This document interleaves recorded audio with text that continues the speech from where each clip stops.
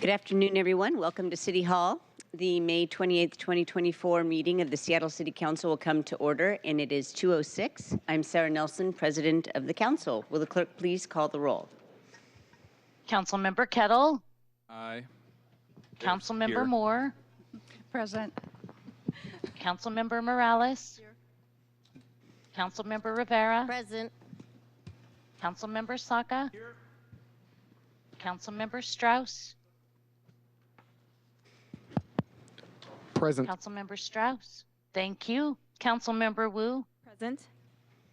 Councilmember Hollingsworth. Here. Council President Nelson. Present. 9 present. Thank you very much. There is not a presentation today, so colleagues, at this time we'll open the hybrid public comment period.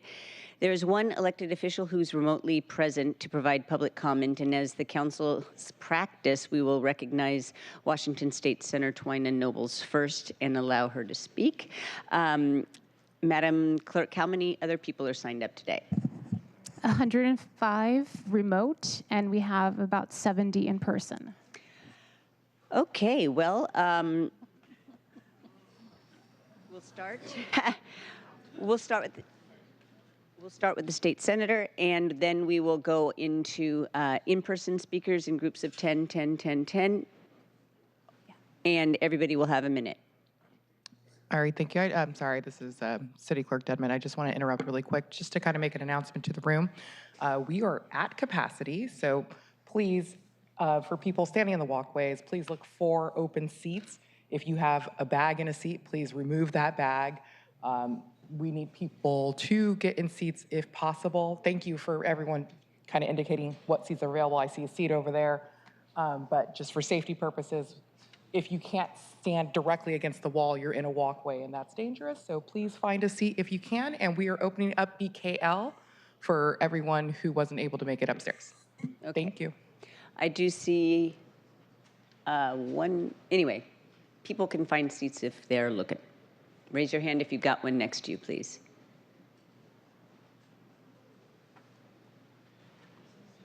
All right, go ahead. You may begin with the one remote speaker, then we'll move to in-person.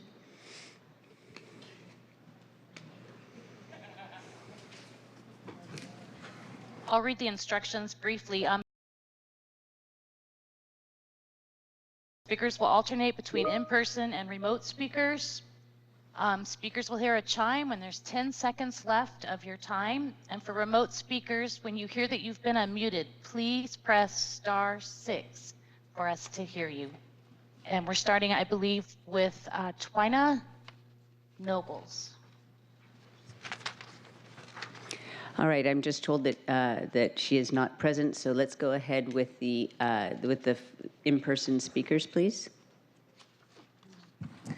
The first speaker is Waylon.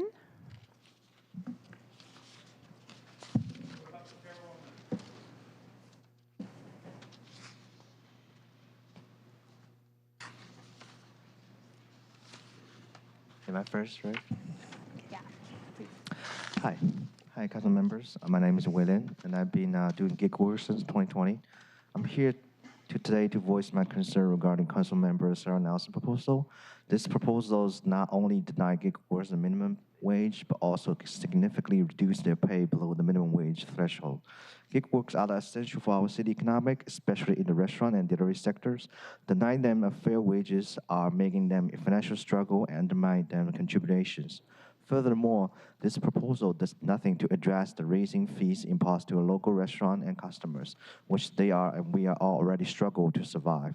We must ensure that all workers receive a fair wage and that our local business are supported, not burdened with additional costs. I urge the council to reconsider the proposal and to work toward a solution that truly support both gig workers, customers, and our local business. Sorry, my throat hurts, so my voice kind of muffled. Sorry. Excuse me, thank you. We're going to revert now to recognizing honorable elected officials, and we're going to go to Honorable Cecile Hansen, please.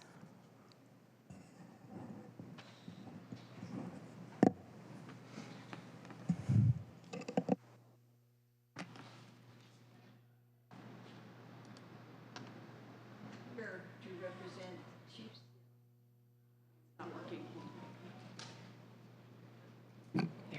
That happened back in DC too.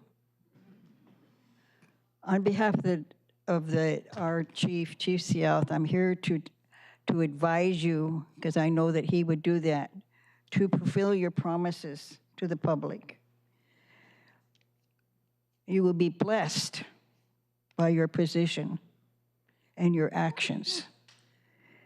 It is well known that you do a good work on behalf of our city, named after our chief, and I thank you. And I would express that council people who have come to our longhouse, please come again, because I welcome you. And I want to thank you for all the work that you do. And I know that you will go by the advice that people here to speak on their plea to do right on behalf of all the citizens of Seattle. Thank you.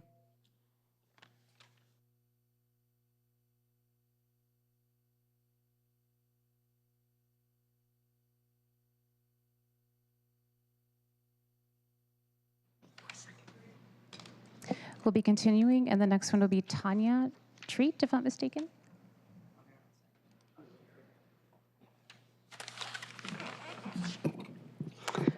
Good afternoon.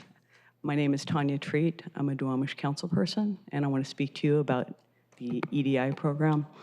I'm here to talk about the recent proposal on the proviso for EDI restricting the 2024 funds and requiring 2023 to be drawn down. I'm also here to discuss the potential for withholding $27 million in participatory budgeting. As you know, the Duwamish tribe has been part of the participatory budgeting process. I'll call it PB. And we very much would like to have that continue. Both of these programs must be given adequate time to deliver their projects, equivalent, so or more so, than the grace that's provided to city capital projects or city programs in general.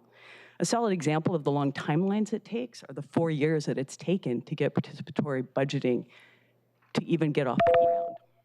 So, in summary, these projects are important. They will deliver resiliency above and beyond the dollars that are being expended. They're very important to the community. Please honor your commitment. Thank you.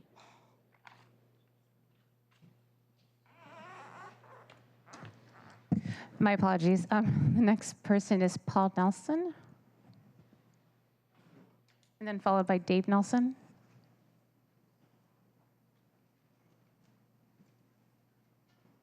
Thank you. Ladies and gentlemen of the Seattle City Council, I stand before you today as a representative of the Duwamish tribe, a voice from a community woven into the very fabric of this city's history, yet so often overlooked in its future. Today, I am here not just to speak out, but to remind, to urge, and to advocate for the rightful and implementation of community investments. My name is Paul Nelson, and I am a Duwamish Tribal Council member and a longtime resident of the lands and the communities that we serve and respect. The city's commitments to equity has been a vocal and well-documented, in which we have recognized that systemic racism and historical policies have caused generational harm, particularly in Black, Indigenous, and communities of colors. So I urge you, members of the Seattle City Council, to honor the promises made, to support the winning projects, and to champion the broader cause of the community investment. Please allow the promised funds to be used for how they were originally envisioned to do so. Thank you. Nelson.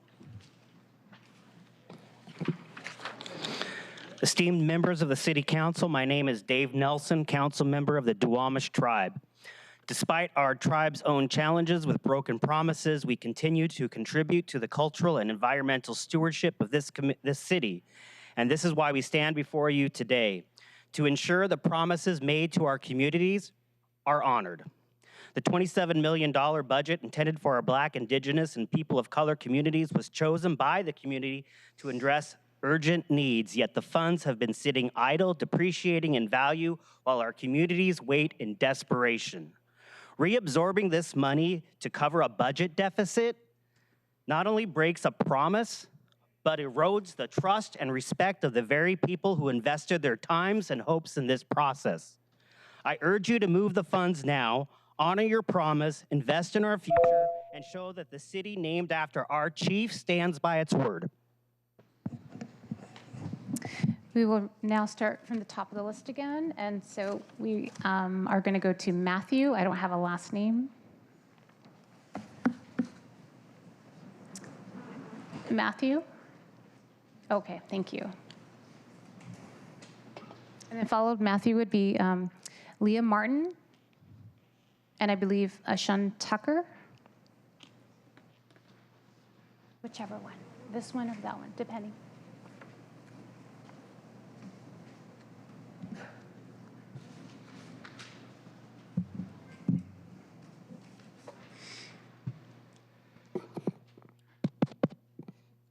Hello, everyone. Today I'm here to discuss 4 problems of the city and how we can control these problems.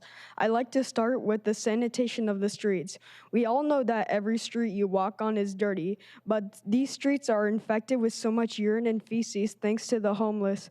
It's mostly concentrated in the underground light rail system. But the reason I'm talking about it's because it's a health hazard to the public. And if I would do something about this, I would keep the homeless out of certain areas to keep the streets more cleaner. The other problem I'd like to discuss is the dangerous substances and drugs on places that people can touch. Seattle and other cities deal with problems like dangerous drugs like fentanyl, and the lethal dose of this synthetic drug is only 2 milligrams. That's enough to fit on a graphite pencil tip. And other touching drugs like fentanyl, There's also cases outside of Seattle that are laced objects like dollar bills that can be overdosed with a touch. And I do see these drugs on the streets, from fentanyl pills to crystal meth and cocaine. I want the mayors and others to be aware of this to stop overdoses to the public of these. The next speaker is Leah Martin, followed by, I believe, is Shun Tucker.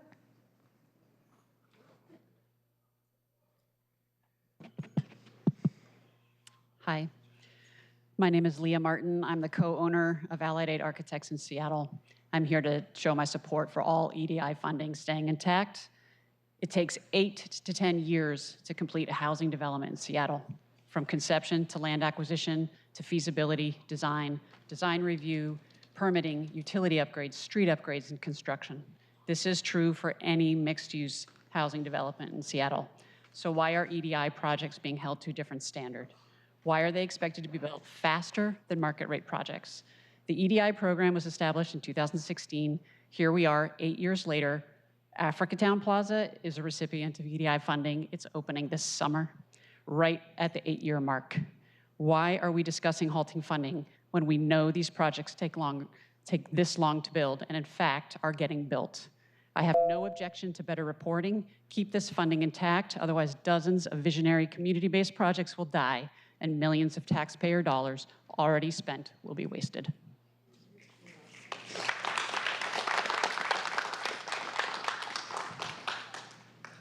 I appreciate people's interest and support of each other, but I always ask that people please hold their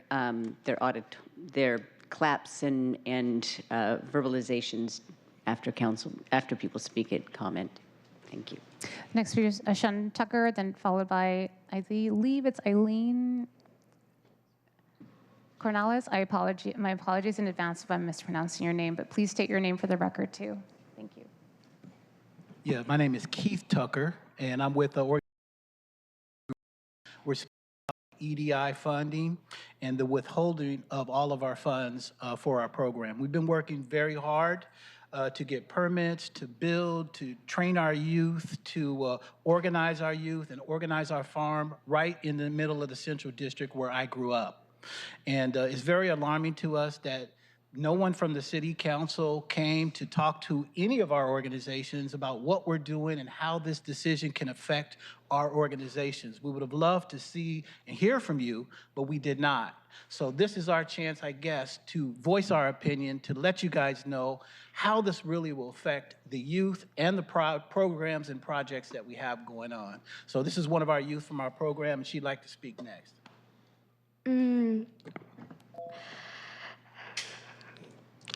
This change is really bad for communities of color and equitable development initiative. The EDI programs help at-risk communities get land for affordable housing and more. If this change happens, it will hurt a lot of organizations and projects. The council should keep supporting EDI and say no to this change that will hurt many people of color. Also, this change came in after the deadline and people didn't have enough time to talk about it. That's not fair. Let's support communities of color and say no to the CM Rivera's change in CB 12774. Thank you.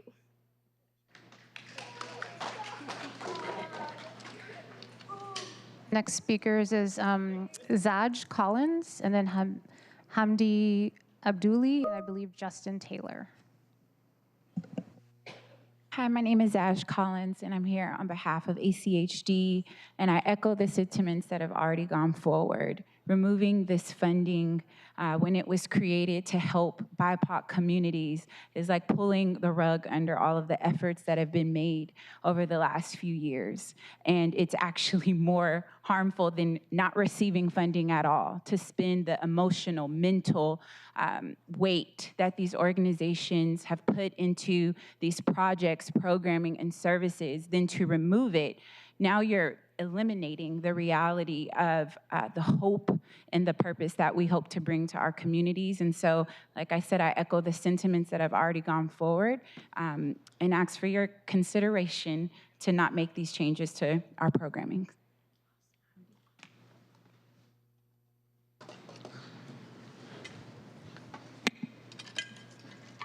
My name is Hamdi Abdul. I am close. Okay. My name is Hamdi Abdul. I am speaking on behalf of the community that I serve around the city of Seattle, particularly West Seattle and South Seattle. I am so confused, appalled by any thinking that suggests that this initiative, EDI initiative, should be amended. We don't need amendment. We need to continue the course. EDI is a glimmer of hope for all of us, as you can see, the whole community. EDI is a glimmer of hope, not only hope, but because Martin Luther King Jr. died for that reason, we're not accepting that anybody tries to amend or destroy or allow us to start the whole wheel again for no reason that's not justified. Not have any conversation, and I can be loud as I wish. We did not have any conversation with any city council member regarding this amendment. It's a shock. Thank you very much. And it's unacceptable. We appreciate your efforts to make it.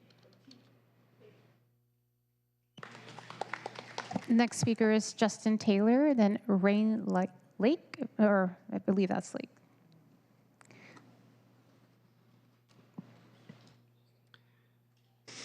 Hi, my name is Justin Taylor, and I'm a gig worker opposed to CB 120775. On January 4th, the council president, elected by everybody on the council, wrote, quote, "Under my leadership, this council won't externalize our policy-making authority. We will consider perspectives from people on all sides of an issue. And before referring new policy legislation to committee, I'll confirm it has gone through a robust stakeholder process. Instead of catering to special interests, we'll focus on mission-critical work that's responsive to our constituents who are demanding faster progress on homelessness and public safety." Sarah Nelson herself has acknowledged that this bill was, quote, "an agreement forged between Drive Forward and the network companies." My hope is that your vote postponement today means the council is holding Sarah Nelson to her promise of a robust stakeholder process. None of you ran on a campaign to reduce pay for working Seattleites by 24%, and to address the issues you did run on, you will need public trust based on holding yourselves to high ethical standards. Okay, I am going to say it again. This is the last time I'm going to say it. Please hold your applause in between speakers. Thank you.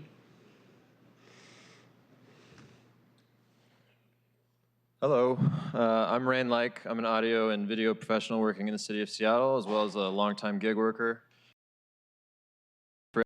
delivery app on the market. In that time, I've seen a steady decrease in my pay and longer wait times for orders.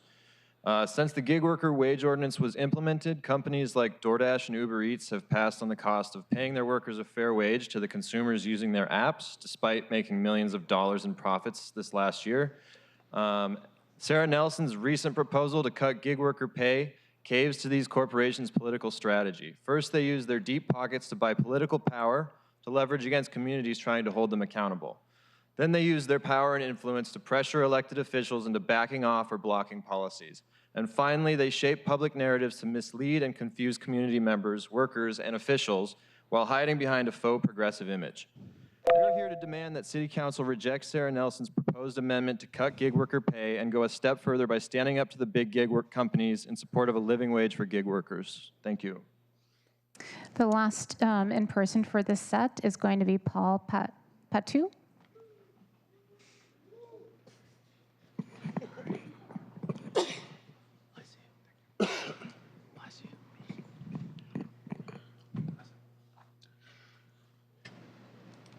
Greetings, City Council. All of you were elected by the people, for the people. By the people, for the people. The EDI initiative has been years in creating. Before your term, it is important that you stay the course. Stay the course. What you will be remembered when you are away from those seats and your term is through is not what you did for yourself, but what you did for the people. That will be what is remembered. And remember, what you do for us, without us, you do to us. Vote no on the EDI amendment. Thank you.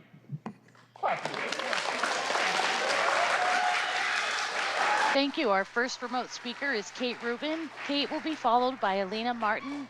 And remote speakers, please remember to press *6 when you hear the message that you have been unmuted. And you have 1 minute apiece. Go ahead, Kate. Hi, my name is Kate Rubin. I'm the organizing director of the Seattle and a renter living in Beacon Hill. I'm calling to express strong opposition to Councilmember Rivera's proposed amendment to place a proviso on the $25.3 million allocated for the EDI in the 2024 budget. The EDI funds projects addressing the housing crisis and displacement in our communities. Seattle's growth has disproportionately impacted communities of color, making EDI an essential tool for addressing these inequities.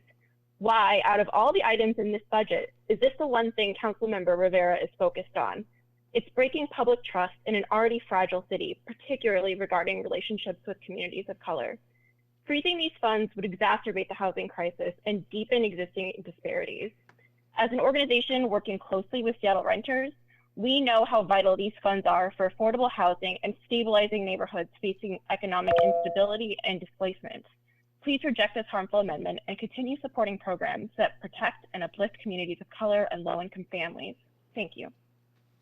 Thank you. Our next speaker is Alina Martin, and following Alina will be David Edmondson. Go ahead, Alina. Good afternoon, council members. My name is Elena. I'm an Instacart shopper, and I'm opposed to the new proposal to cut gig worker pay. No one deserves to make $13 an hour in this economy. Paying us less because you think customers will tip us is not logical. And tip dating us before the proposal change took place in January, and they're continuing to do so. Instacart wants us to be penalized for not taking future orders because they're going to be anything but transparent, and they know that the pay will not be equal to the work. Recently, I did a 2-customer order where Instacart paid me $23 an hour, $23, for 3 hours of work, and a customer had a $50 tip, which was the only reason it was worth my time. After the delivery, with no reason at all, no errors, the $50 tip was removed. No engaged time adjustment was made by Instacart. Start caring about the people in the community and stop standing for. Thank you. Our next speaker is David Edmondson. Following David will be Karina Patel. Go ahead, David. Hi, my name is David Edmondson on behalf of TechNet. TechNet supports CB 12775, revisions to the Delivery Pay Ordinance passed out of the Governance, Accountability, and Economic Development Committee. This bill is a common sense solution that addresses many of the concerns with the existing law, and we urge Council to pass it as is without any harmful amendments. As I've previously testified, the current Delivery Pay Ordinance has had immediate and devastating impacts to Seattle restaurants, retailers, app-based workers, and customers. Increased costs in the Seattle market and consumer demand has dropped drastically as a result. It's unsustainable and should be addressed immediately. It's my understanding that the Council is not going to vote on commit a final vote today. If that's true, I'm disappointed to hear that. The Council is not going to act today and will unnecessarily delay relief to those same folks that I mentioned before. We urge you to support CB 12775. Thank you. Thank you. Our next speaker is Karina Patel, and following Karina will be Miguel Maestas. Go ahead, Karina.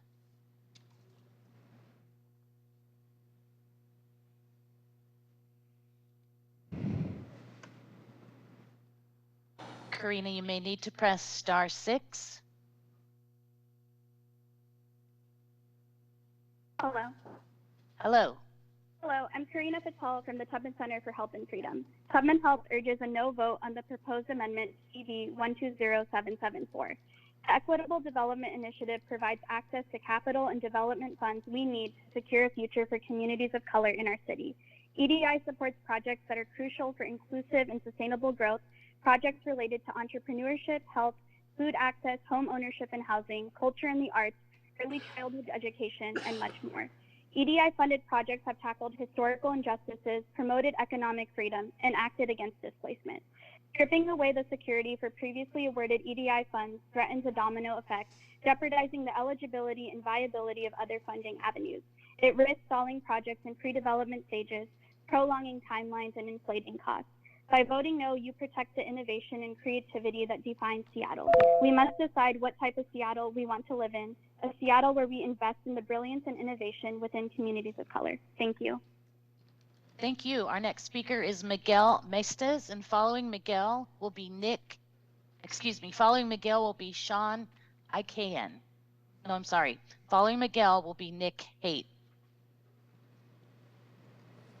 Good afternoon. This is Miguel Maestas. I'm with El Centro de la Raza, the Center for People of All Races. We oppose the amendment that would freeze funding for the Equity Development Initiative. EDI provides vital funding to organizations serving communities of color to address the affordable housing crisis. This funding represents a basic commitment to our communities to support grassroots efforts in developing assets for the people we serve. For years, El Centro, along with many others, have raised our voice regarding the inequities that exist and that have been exacerbated by institutional and structural racism.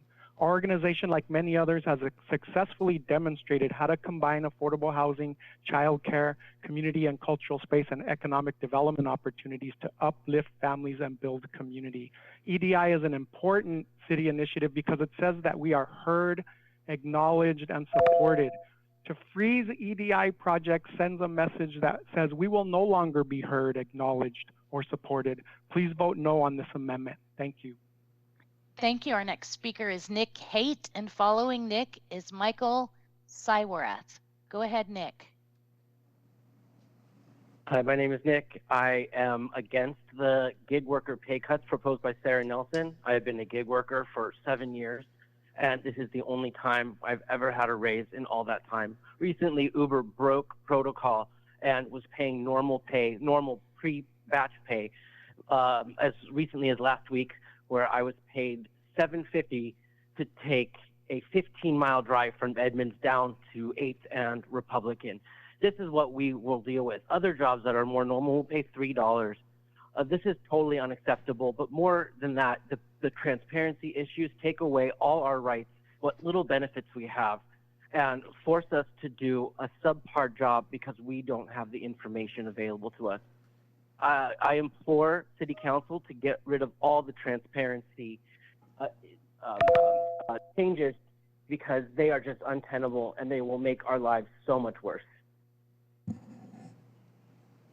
Thank you. Our next speaker is Michael Sywarath, and following Michael will be Marcos Wanlis. Go ahead, Michael. Hello, my name is Michael Sywarath. I'm the Executive Director of Southeast Effective Development, or SEED.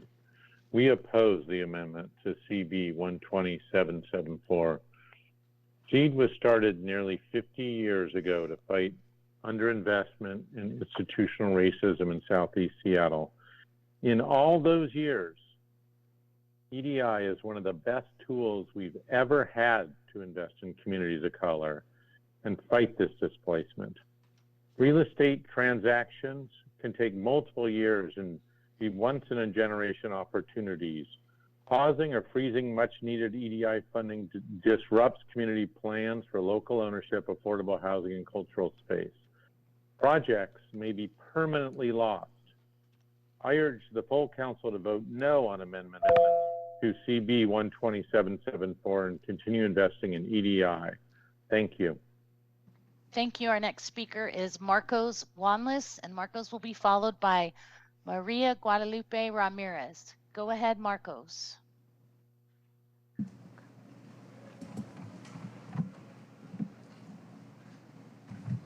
Marcos, thank Hello, you. can Go you hear ahead. me? Yes, we can. Thank you. Wonderful. My name is Marcos Wanlis, founder and CEO of the Seattle Latino Metropolitan Chamber of Commerce. I am here today on behalf of our members in support of CB 120775, the reform bill that passed out the Governance, Accountability, and Economic Development Committee. We believe this bill reflects a true compromise that will reduce costs created by the original law. More importantly, we believe this will restore third-party delivery in the city and help restore order volume for Seattle's restaurants, businesses, and the app-based workers. As I have previously testified, our members, particularly small family-owned restaurants, have been directly affected by this new law. Customers have abandoned the app, eliminating an important offering for small businesses trying to attract and retain customers. The new law is also failing app-based workers who are now waiting for longer and fewer and smaller orders. Thank you. Our next speaker is Maria Guadalupe Ramirez. Following Maria will be our last remote speaker for this group, Eliana Horn. Go ahead, Maria. Thank you. This is Maria calling from the Delridge neighborhood. I'm calling to urge the City Council to vote no on Councilmember Rivera's amendment to CB 120774. This amendment would be catastrophic to so many communities of color who are recipients of the Equitable Development Initiative. As a neighbor in Delridge, I have the pride of going to a Delridge Farmers Market put on by the African Community and Housing Development Group. They have been growing due to the investment of capacity building funds that are from EDI. I myself work in the Duwamish Valley, heading up the Duwamish Valley Affordable Housing Coalition. We are experiencing rampant displacement in both neighborhoods, in South Delridge and South Park area. And this project has been so critical in building our capacity to advocate for people, advocate for childcare, for Thank you. And our last speaker for this remote group is Eliana Horn. Go ahead, please.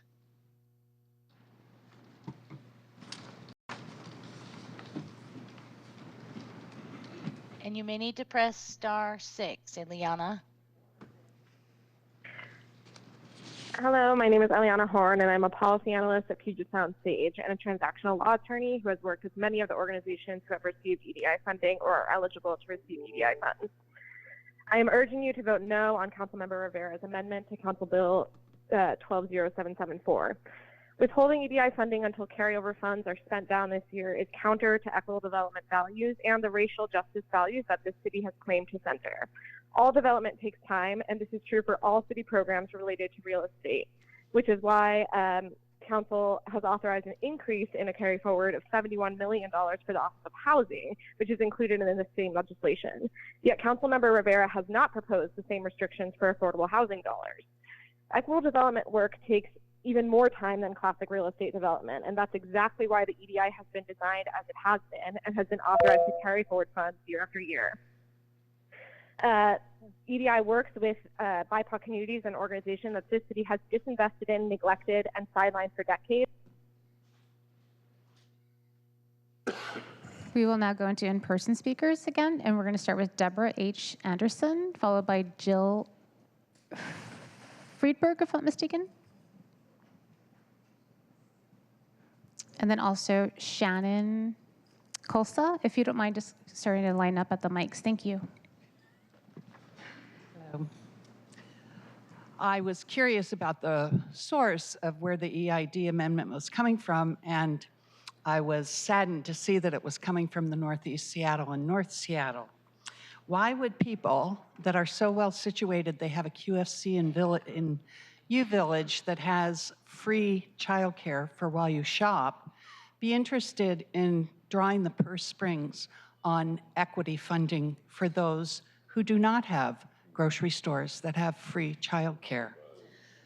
To me, it's historically variation of sophisticated financial oppression.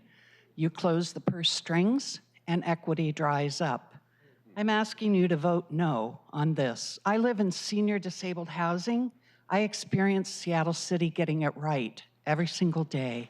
I ask that you vote no and get it right for others. And after you vote no, please tell your constituents, we don't do this anymore. We reach back, we raise up, we allow equity.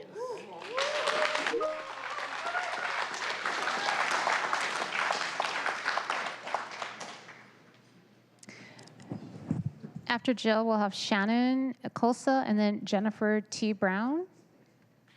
Hi, my name is Jill Friedberg. I'm a District 3 resident and also a co-founder of Wanawari, one of the organizations that will be severely impacted if the proposed EDI amendment is passed. This amendment was submitted on Friday afternoon before a 3-day holiday weekend, which means that the public effectively had 5 business hours to learn about and respond to this proposed amendment. That should be illegal. I understand that there's a budget shortfall. It's City Council's job to be creative in solving problems like budget shortfalls, not to reinforce structural inequities because it's the easiest way to close a budget shortfall. The city has been solving budget shortfalls on the backs of Seattle's Black and brown communities for decades. Go find the money somewhere else this time.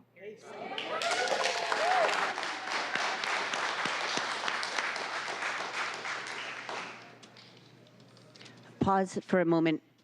Look, the audit, if we want to get through everyone, there are a couple people downstairs. I don't know how many people are in Bertha Knight Landis as well. So I am trying to make it so that everyone can speak and we can get onto the agenda. And it really does interrupt the flow of conversation, and it does add time when you clap.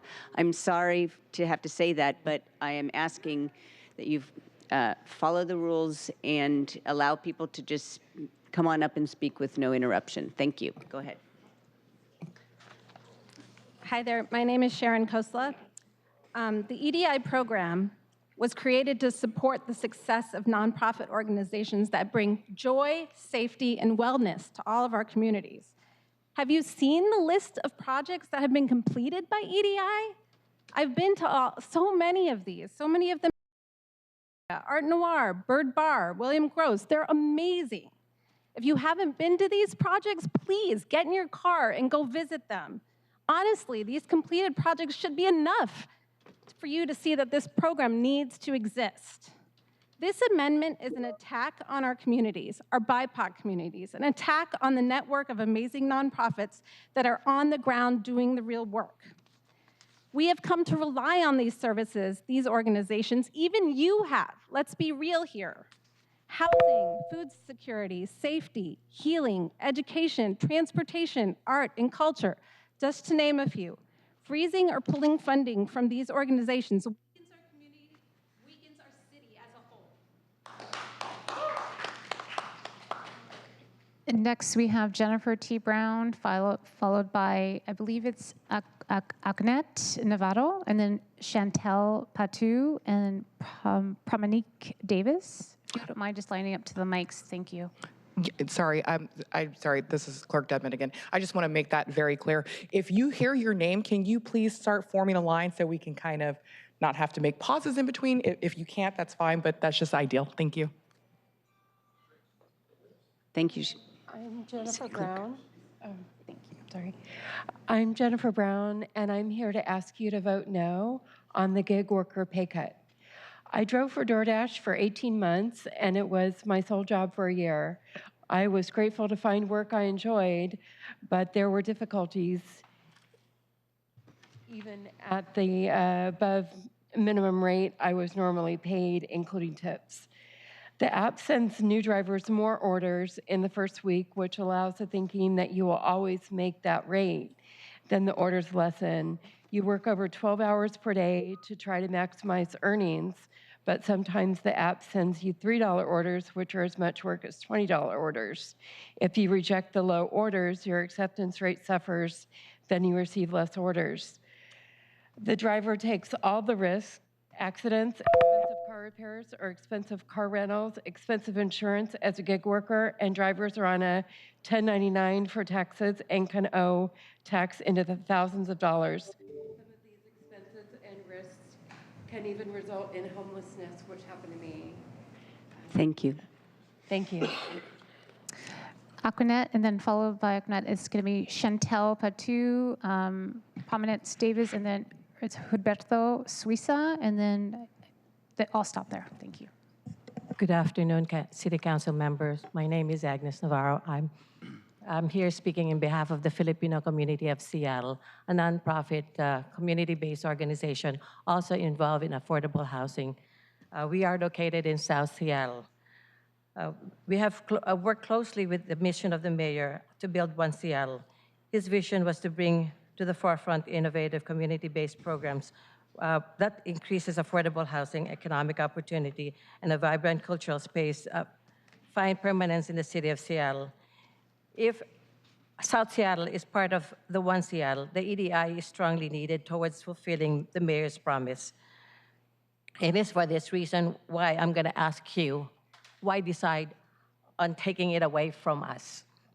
If Seattle's serious in providing social equity, EDI should not be taken away because it was created based on the racial equity analysis in 2016, which showed that when Seattle grows, community of color, including those in South Seattle, will be impacted by displacement and a loss of access to opportunity. Taking EDI away from the community will be breaking the city's promise to invest in marginalized communities and work to end racial equity. All these organizations today have worked several years to give the community the crucial services to help struggling community members. Thank you very much. Racial equity. Thank you. Chantel, then Prominence Davis. And Huberto Suiza. Okay, good. I'm Chantel Patou. I'm the Executive Director of Urban Family. I'm actually going to relinquish my time and let community member Daryl Powell speak. Hello, my name is Daryl Powell. I'm here representing the African American community on the behalf of, I'm the president of the Seattle King County branch of the NAACP, and I'm here to say vehemently oppose Councilmember Rivera's amendment to Council Bill 120774. It's a slap in the face to our community.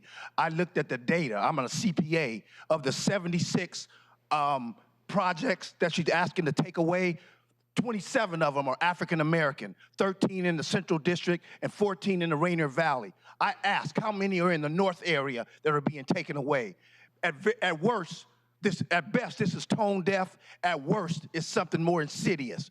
When we fight, be clear, the NAACP wins. Councilmember Hollingsworth, Councilmember Wu, Councilmember Morales, Councilmember Saka, you come meet with me and talk to me and ask, how can you help? This is your chance to help. I ask you to vote no on this insidious amendment to the EDI.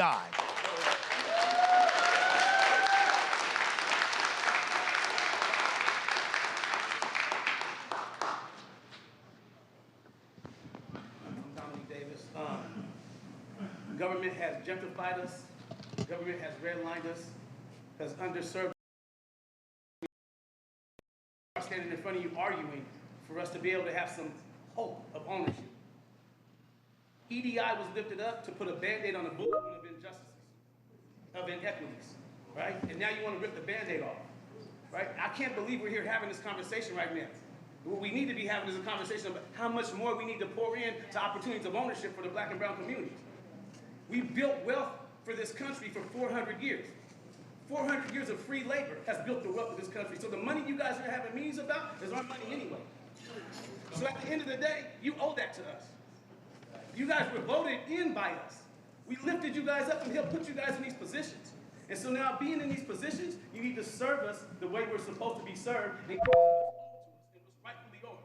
That's our money in the first place.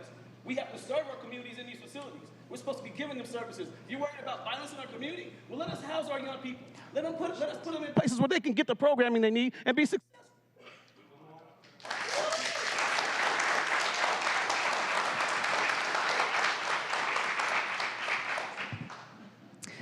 The next speaker is, I believe it's Prominence Davis. Oh, sorry, that was you, John. Sorry, excuse me. Huberto Suiza, and then Quinn Pham, and then I believe it's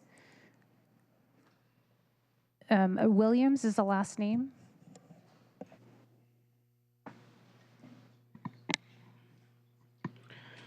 My name is Alberto Souza. I'm here today in support of the Pay Up campaign.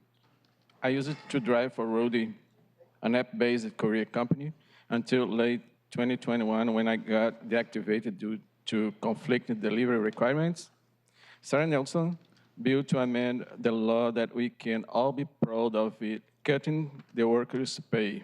Sarah Nelson is the reason why app workers like me aren't even protected under the law that was created by us, by gig workers. There are rules as a council that we must be obeyed. And as the freshman council members, I can understand that you may not know, and this isn't the way. Do better, Seattle City Council. Thank you.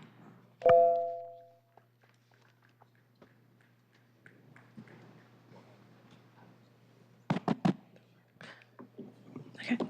Good afternoon. My name is Quinn Pham. I'm the executive director of the Friends of Little Saigon. Little Saigon is a neighborhood that is filled with rich history and culture. A resilient community has gone through hell and is still finding our way back through the layers of inequitable policies and displacement and economic growth that has not benefited our community. But just because we're resilient doesn't mean we should continue to struggle. We deserve better. 12 years ago, Little Saigon created a vision for a mixed-use development project that would provide affordable commercial space for small businesses, affordable housing for families, and at the heart of it, a cultural center that would anchor our neighborhood into the future. After seeking funding to do a feasibility study and identifying potential properties, it was clear that we needed to have a community-driven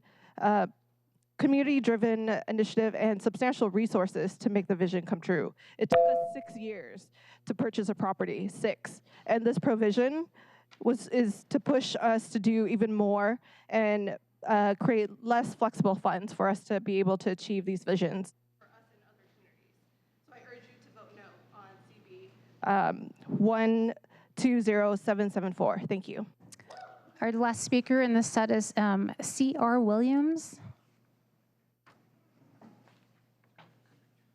Hello, my name is Carol Rashana Williams, and I'm here with BIPOC Stack Sustainable Tiny Art House Community.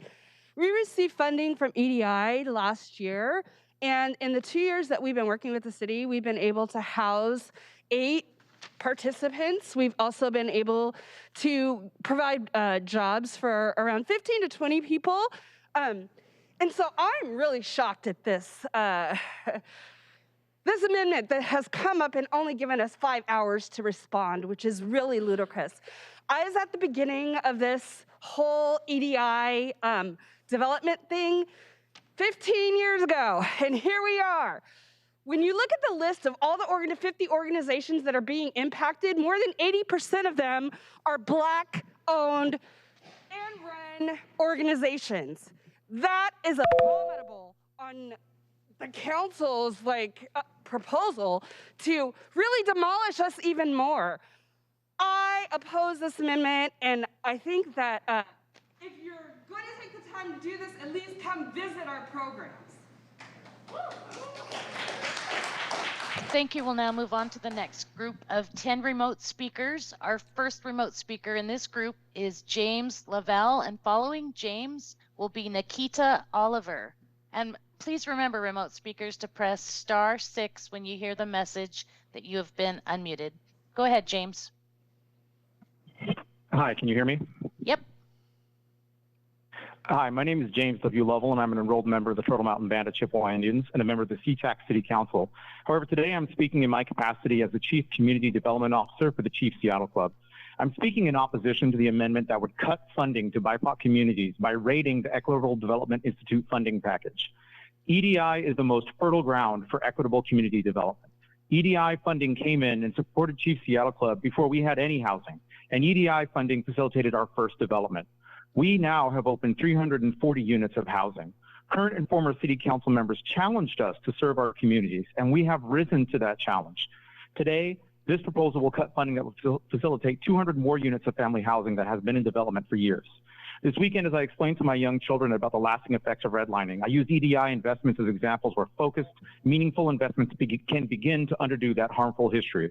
Our systems built dams that prevented BIPOC communities from owning property and building wealth. EDI investments break down those dams and let water flow back to the... Thank you. Our next speaker is Nikita Oliver, and following Nikita will be Karen Toering. Go ahead, Nikita.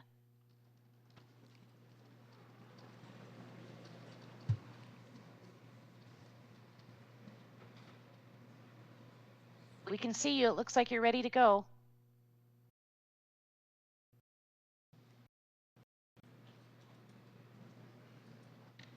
Nikita, one more time, *6, and then we're going to move on to Karen Touring.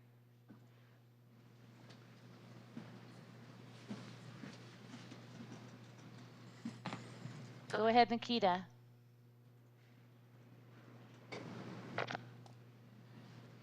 Okay, for some reason we're not hearing her. Our next speaker will be Karen Touring, followed by Janice Batchelor. Go ahead, Karen. Good afternoon. This is Karen Touring, and I'm asking the City Council to vote no on Councilmember Rivera's amendment to CB 120774. I'm a partner at Black and Tan Hall that's located down in District 2 in Hillman City, and we've received transformational funding from EDI to purchase and operate a cultural space. Now, since receiving this funding, we created over a dozen living wage jobs, hosted 25 artists and cultural workers. We paid city taxes, business taxes, sales taxes. We've hired general contractors and construction workers and architects and paid service providers. And guess what? We're not even officially open yet.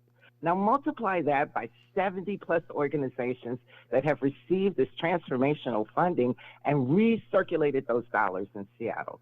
Closing a budget shortfall is a short-term solution that guts long-term positive change. Please reject this harmful amendment and vote no. Thank you. Our next speaker is Janice Batchelor. Following Janice will be Lily Hayward. Go ahead, Janice. Hello, I'm Janice Batchelor. I'm testifying to ask you to vote no on Sarah Nelson's proposal to cut gig worker pay. I work on DoorDash, Uber Eats, and Instacart. I enjoy the flexibility of this job, and I won't be able to keep doing this. Mileage goes down to 35 cents a mile, and we get no transparency on offers. Apps are losing business because they are increasing the fees so bad, but most of that money doesn't even go to us. How is cutting our pay supposed to help? Companies would like you to believe that cutting worker pay is a solution to get more customers, but the reality is this proposal would do nothing to stop apps from charging exorbitant fees. DoorDash and Uber have made record profits by increasing these fees, and there's no oversight in the proposal to guarantee they'd be actually taken away. Don't side with the apps, side with workers and vote no. Thank you. Our next speaker is Lily Hayward, and following Lily will be Paulina Lopez. Go ahead, Lily. Good afternoon, council members. My name is Lily Hayward, and I am speaking today on behalf of more than 2,500 members of the Seattle Metropolitan Chamber of Commerce. I would like to share the following message that was sent to council members this morning from our president and CEO. Stakeholders across the board agree on increasing wages for drivers. However, there have been 3 negative unintended consequences that have occurred since this ordinance was implemented in January. Drivers have had less work, restaurants have declined in sales, and customers are ordering delivery less frequently. Arguments can be made around the edges of these facts, but that has been the practical reality since January. The economic dynamics that increase costs and our driving price increases will not change, only modifications to this policy can restore. We ask that you vote affirmatively on a proposal that will compensate drivers but reduce the overall cost increases. Alternatively, no action would be an affirmation of the status quo or unintended consequences that we see as an unsatisfactory outcome for drivers, businesses. Thank you very much. Speaker is Paulina Lopez Peters, and following Paulina will be Elijah Smith. Good afternoon. My name is Paulina Lopez. I'm the Executive Director of the Duwamish River Community Coalition, and we are in the South Seattle area, an environmental justice community, and I'm here to oppose Amendment CB 12774. As you all know, this equitable development funding has been created to aim to address displacement and the unequal distribution of opportunities, providing communities of color the funding and the technical support to purchase real estate and have more community control spaces. These have been benefiting majority of organizations led by people of color. We consider this as LAP for our communities again. When we are talking more and more of environmental justice, of justice being community-centered approach, let us lead the way with providing the funding, with providing the policies that we need to control the spaces and have less people displaced in the Seattle area. Thank you. Thank you. Our next speaker is Elijah Smith, and following Elijah will be Mark Johnson. Go ahead, Elijah. Thank you. Hello, my name is Elijah Smith. I'm a native of Seattle, from the historic Black community in the Central District. I'm a fierce advocate for our families and our community members, and I'm here in opposition of Councilmember Rivera's amendment to harm the Equity Development Initiative. I'm mainly here to speak. I support pretty much what everyone else has said around the opposition, but I wanted to highlight that this amendment will exacerbate our public safety issues. Just coming from a Black experience, when there were no resources coming to our community, and there's still relatively none coming to our community, it's the community that has to come together and take care of us. Not just our communities, but others. We have to come together as a collective. This, to me, is a harm to public safety because you're pulling the rug from the resources that were already given and that are necessary. So if you care anything about our public safety, if you care anything about our communities and our families, if you care anything about... Thank you. Our next speaker is Mark Johnson, and following Mark will be Malik Barnes. Go ahead, Mark. Honorable members of the Seattle City Council, Mark Johnson, Senior Vice President of Policy and Government Affairs for the Washington Retail Association. The Washington Retail Association supports CB 120775 as approved by the Governance Accountability and Economic Development Committee. We believe this bill reflects a good compromise that would reduce the costs created by the original law. This new law had swift and dramatic impacts for Washington and Seattle-based businesses, app-based workers, and customers in just a few months' time. These unintended consequences have hurt the very people the law was supposed to help. Retailers are seeing fewer and smaller orders, delivery drivers are seeing longer wait times, and customers are frustrated over what used to be a dependable way to shop and eat. We encourage the council to take action and adopt this compromise as soon as possible without amendments and revive app-based delivery in the city.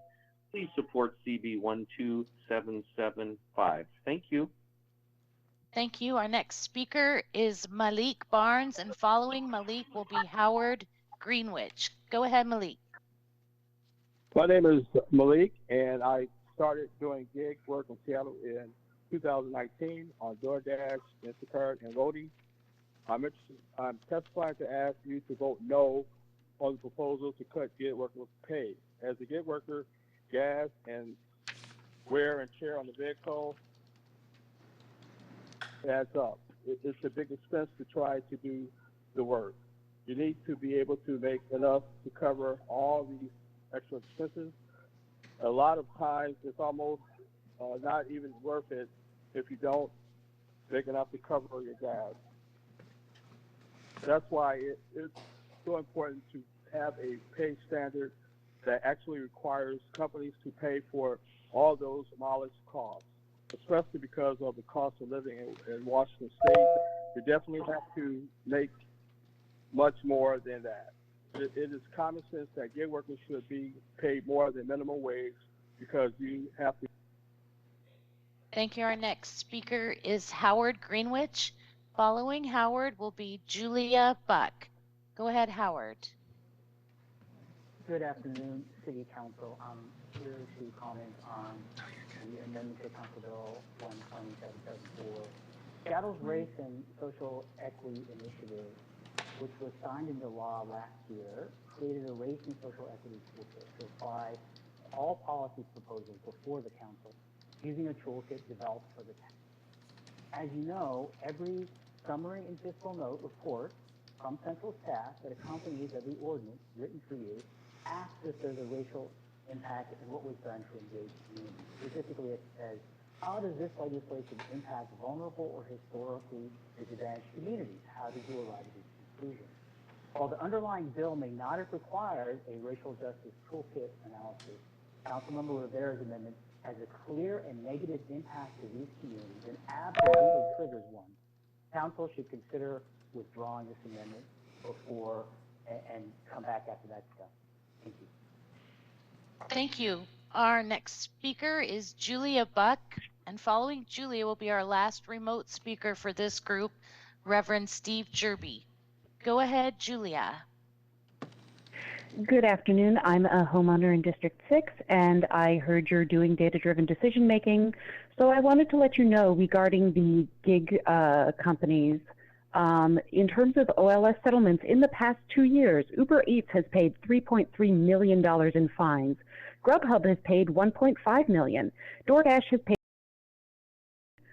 These companies are exploitative of workers and do not pay a fair wage, and if you allow them to pay people less, they will. I also wanted to say that 2 weeks after Council crowed about Affordable Housing Week, you sent 1 week, and 1 week after you sent $96.3 million to SPD for 24% retroactive raises with no budget concerns, you're now defunding housing and anti-displacement measures and the Black community by $25 million. You're disgusting. Our next speaker, our last speaker for this group, remote speaker, will be the Reverend Steve Jerby. Go ahead, please. My name is Reverend Steve Jerby. I'm the pastor of University Congregational United Church of Christ, located in the U District, part of District 4. I'm also a homeowner in District 4. Do not pass any amendment which would freeze funding for the Equitable Development Initiative. I'm here as part of the Faith Land Initiative Network of the Church Council of Greater Seattle, and in solidarity with the community partners participating in and advocating for the Equitable Development Initiative. As University Congregational is looking at the development of our land and assets, we know that development projects take time. Creating a community vision invites deep listening, and working through the steps is time intensive. But we also recognize the historic disinvestment and systemic exclusion toward BIPOC communities in Seattle, issues that EDI works to repair. We are in solidarity with the groups working to access EDI funds. My council member's amendment makes our city less stable, furthers division, and perpetuates disinvestment in BIPOC communities. Release the funds for EDI.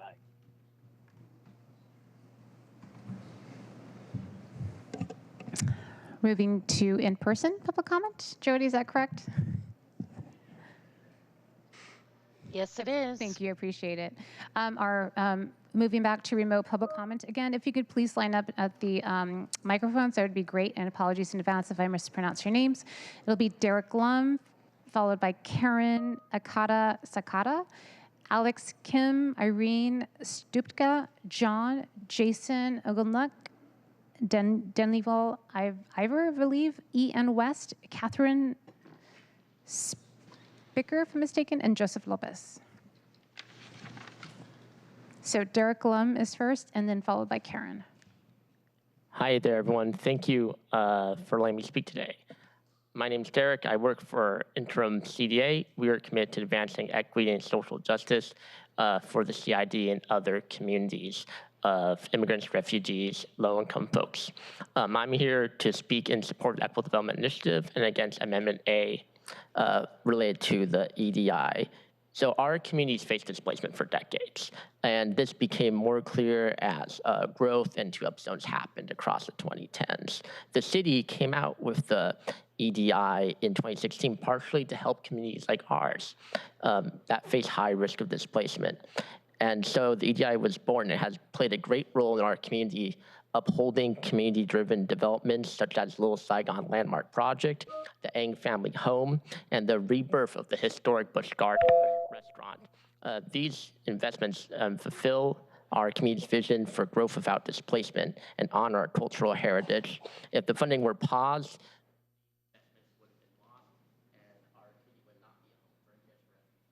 reject the amendment and fulfill.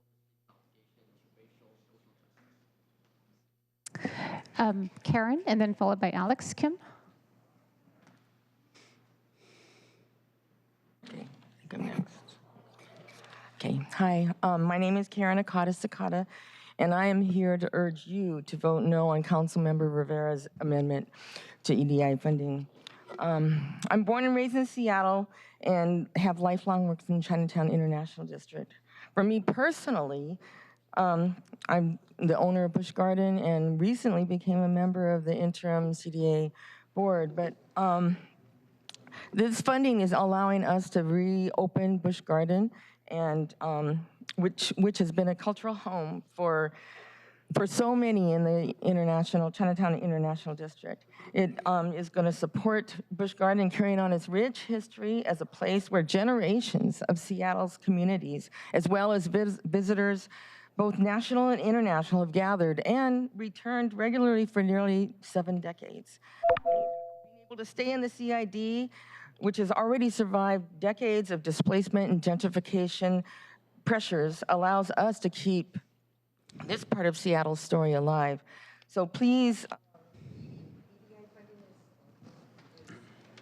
important to the communities of color, and we want to make sure that Seattle maintains its rich support for the diversities of diverse communities of Seattle. Thank you.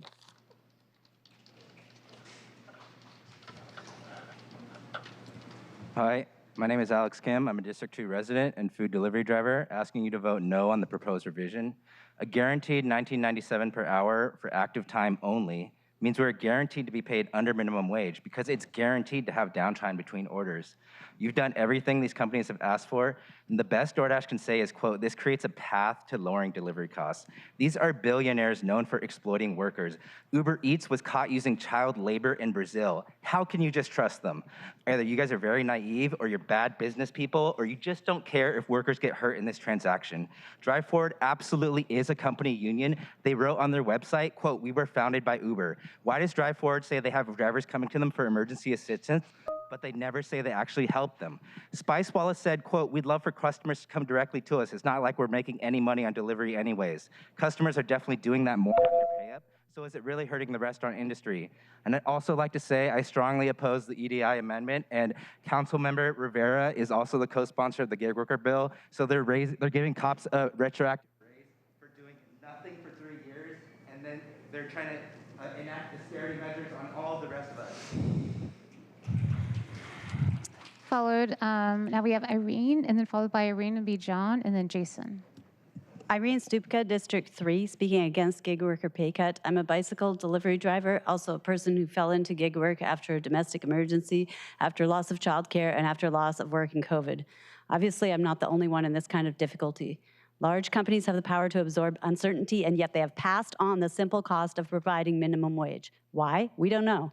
Reputedly, Council was ready to make another change to cut wages after only 136 days of pay up. In this time, community has worked hard to adjust to increased delivery fees and shifting needs. Council seemingly made no attempt to increase transparency. The current situation has created a lot of frustration, distrust, and anxiety in our communities. I am here to speak strongly against the seemingly manipulative use of rhetoric by delivery platforms and politicians that has contributed to people's concerns. I want revenue and cost transparency. We don't deserve to live in fear of someone like DoorDash taking advantage of our communities with the complicity of City Council. Thank you.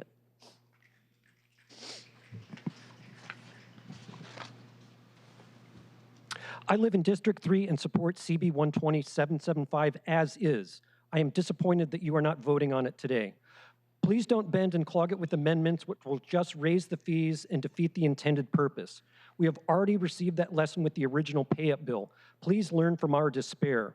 Consumers have spoken with their wallets. They do not support pay-up and they vote. Negotiate the best deal that will eliminate the $5 fee, and the market will return sales to restaurants, and increased income to delivery workers will explode. I'm certain of this because it was working before the bill.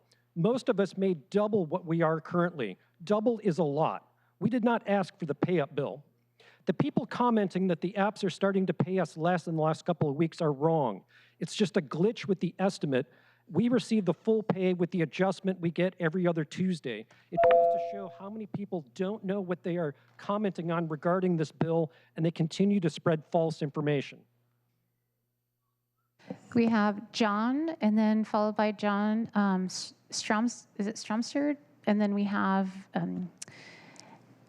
Danilov, Ivar, if I'm not mistaken, Ian West, Catherine Spiger, and then Joseph Lopez. I think you may have skipped one, Jason. Jason Volnick. Jason Ugulink? Yeah. Correct, thank you.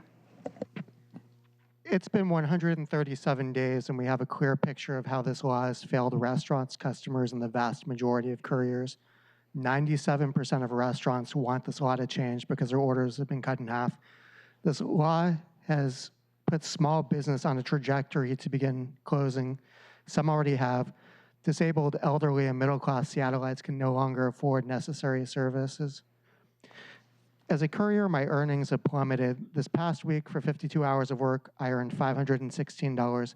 That puts me at $9.89 an hour before expenses. This law promised a base of $26.40. This mistake needs to be corrected immediately so fees can be lowered and order volume can be restored.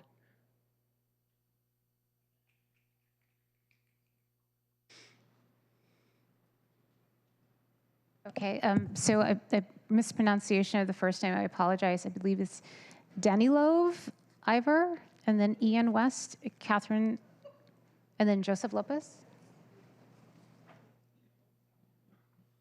And please state your name for the record, please. Thank you. Hello.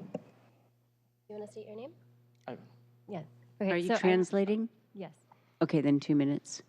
Okay, I'll just read it straight through. So, Okay. Good afternoon. My name is Ivan. I'm an Uber Eats and DoorDash delivery driver, and I want to ask you to vote against the proposal to reduce our wages. Delivery companies exploit couriers and take advantage of loopholes in the law and tricks of trade. If you look at the relationship between a customer, a restaurant, a courier, and a delivery company, the courier is always the one who suffers and is blamed for everything. For me to pay rent and medical bills. $19 per working hour is a very low amount for a courier. After a 12 to 17-hour shift, delivery companies only count 3 to 5 hours as active time.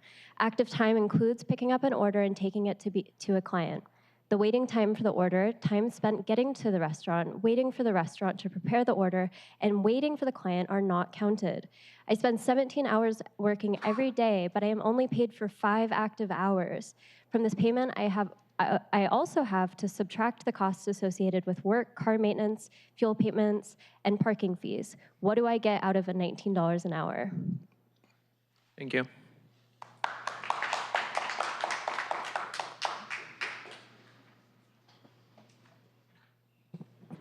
Good afternoon. My name is Ian West. I live and work in District 2 as a proud resident of Columbia City and as lead organizer of the Faith Land Initiative of the Church Council of Greater Seattle. I'm here in solidarity with community partners who've been funded by the Equitable Development Initiative. The Faith Land Initiative supports dozens of faith communities who are actively discerning the future use of their land, many of whom have submitted public comment on this issue to the council and their respective council members across the city. Through this work, we understand the labor of love and time it takes to bring a community vision to life. Keeping in mind the historical harms that have prevented equitable community development in Black, Indigenous, and communities of color, we know that now is actually the time for deeper investment in affordable housing, which prevents displacement and houses all of our neighbors in the neighborhoods they've always called home. For these reasons, I join others today in urging the council to vote no on Councilmember Rivera's amendment to CB 120774. Thank you.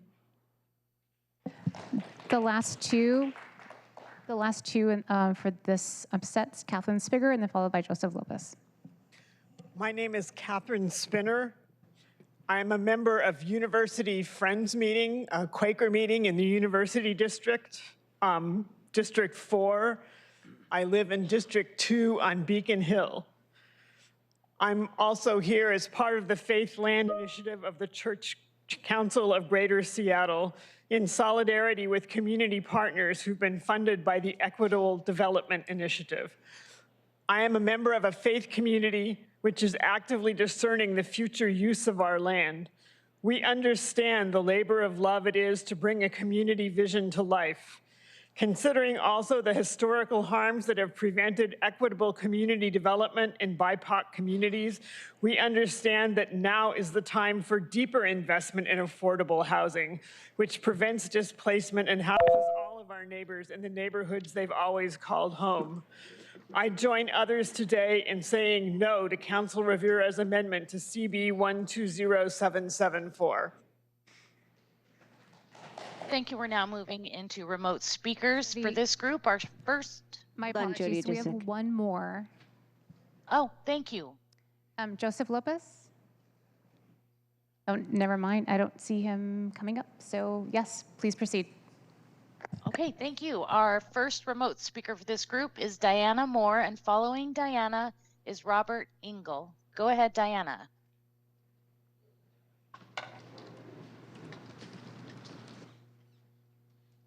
Diana's no longer signed on, so we'll move on to Robert Engel.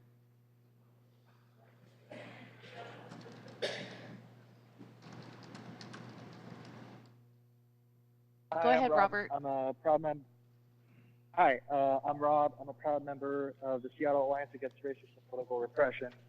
Don't cut this EDI budget. It's obviously crucial. Cutting this thing would be racist. Don't pretend it's not. Shame on you, Carmen. We know what you're doing. And also, why is it such a chore to listen to the people you're supposed to serve?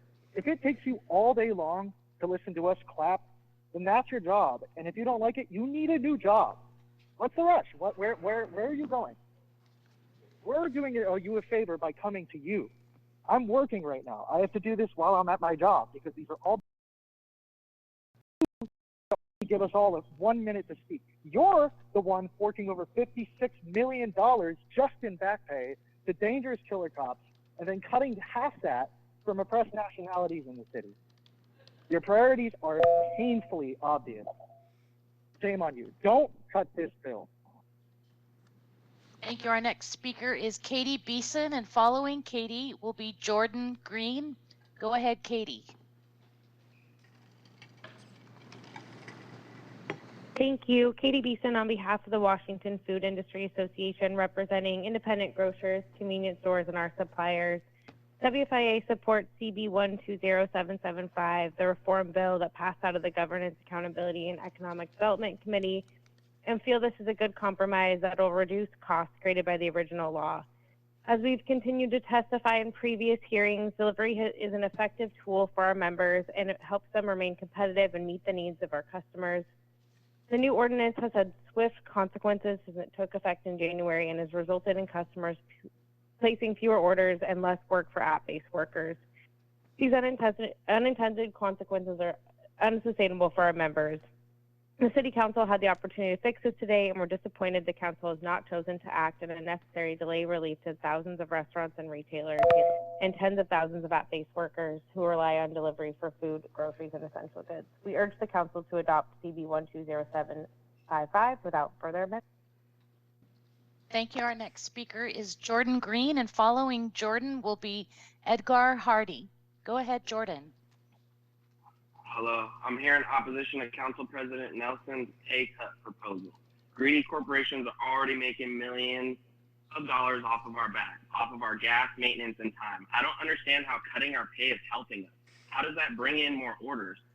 Are they going to bring tipping back to the forefront? Are they going to quit retaliating by stating how much we make to deter people from tipping? What about the junk fees that are making it impossible for the most vulnerable users? A couple meetings ago, it was stated that we don't make laws on maybes, ifs, and buts. But now we are hoping that maybe these gig corporations will cut the junk fees by lowering pay. How does that make any sense?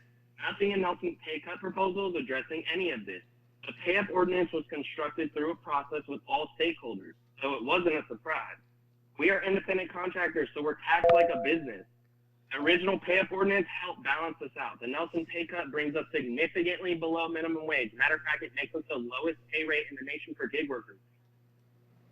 Thank you. Our next speaker is Edgar Hardy, and following Edgar will be Ryan Curran. Go ahead, Edgar.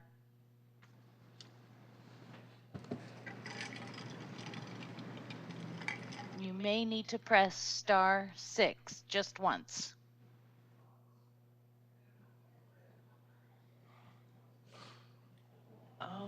Okay, Edgar's not available. We are going to move on to Ryan Curran, and following Ryan Curran will be Hermione Karsten. Go ahead, Ryan. Hello, this is Ryan Curran. I'm with Race Forward. We're a national nonprofit working for a just multiracial democracy. I want to thank you for the opportunity to comment in support of the Equitable Development Initiative and against the budget proviso freezing funds.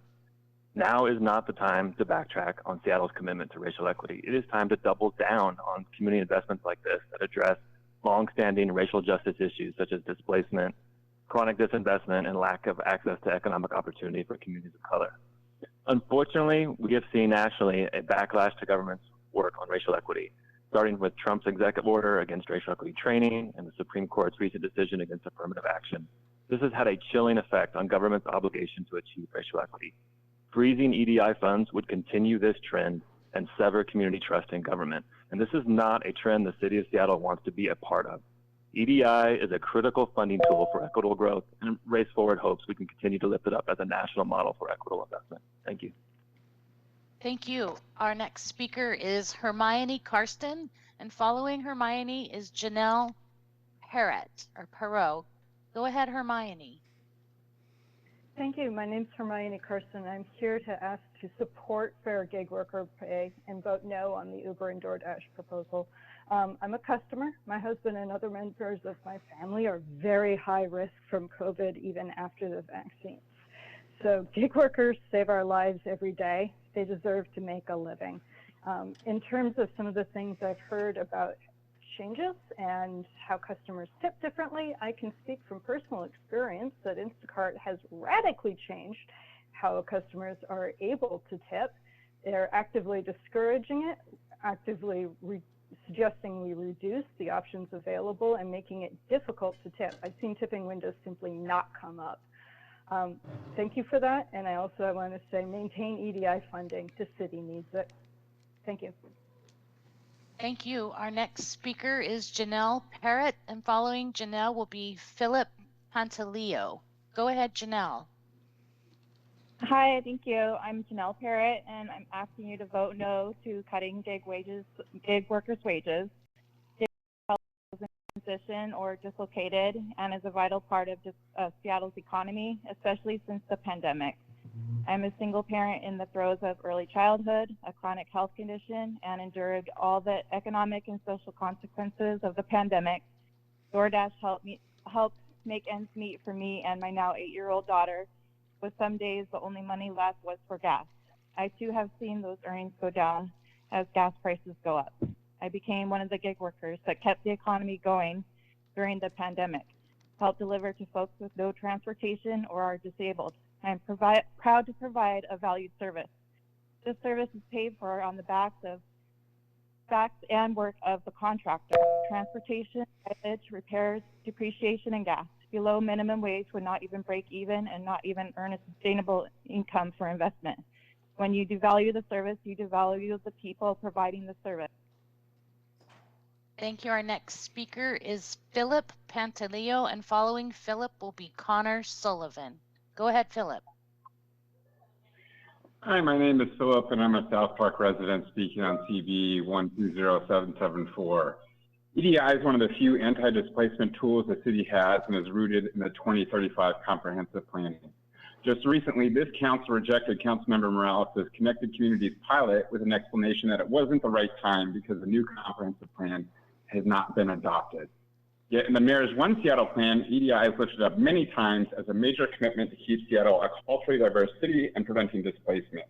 You should take your own advice and don't constrain the EDI now until the comprehensive plan process is done next spring. I urge you to vote no on Councilmember Rivera's amendment and in future to find ways to expand funding for the good work of EDI. We need more EDI funding, not less. And to members of the public, cut support to businesses associated with council members until they support EDI and our communities. Thank you. Thank you. Our next speaker is Connor Sullivan, and following Connor will be Robert Singleton. Go ahead, Connor. I'm calling in to oppose the reduction to gig worker pay. I just want everyone on the council to imagine you're being interviewed by a national member of the media and everyone's going to see it, and you had to explain how you're helping gig workers by paying them less and removing protections. They'd probably ask, how is the protection part even a financial thing? It just seems like you're screwing them. And then they'd ask you about the fees that the companies charge and why that's not in the bill. And you'd be like, oh, well, Sarah Nelson got an email from Instacart that says they'll probably do it. And they'd laugh at you because that's not how adults do business. It's ridiculous. I know Sarah Nelson is going to side with the executives of DoorDash over the actual citizens of Seattle, but the rest of you don't have to. This is not going to age well for you. And again, there's nothing being done other than screwing the drivers. Every change, I feel bad for the restaurants too, but the way to help the restaurants is not on the backs of the drivers. Do the right thing. Thank you. Our next speaker is Robert Singleton, and Robert will be followed by our last remote speaker for this group, Nicholas Nagel. Go ahead, Robert. Good afternoon, President and Council members. My name is Robert Singleton, and I serve as Director of Policy and Public Affairs for the U.S. West region at Chamber of Progress. We are a tech industry association supporting public policies to build a more inclusive country in which all people benefit from technological leaps. Unfortunately, I was hoping to encourage you to vote on the rollback and amendment of the pay-up ordinance because it appropriately addressed the clear and well-articulated impacts that the ordinance is having on local businesses and those who rely on delivery services. Sadly, this delay will continue to severely impact these same folks. While the proposal is not perfect, it was a crucial step towards ensuring fair and equitable working conditions for gig workers in the long term, while balancing the needs of consumers to have affordable access to essential services like groceries and food in the short term.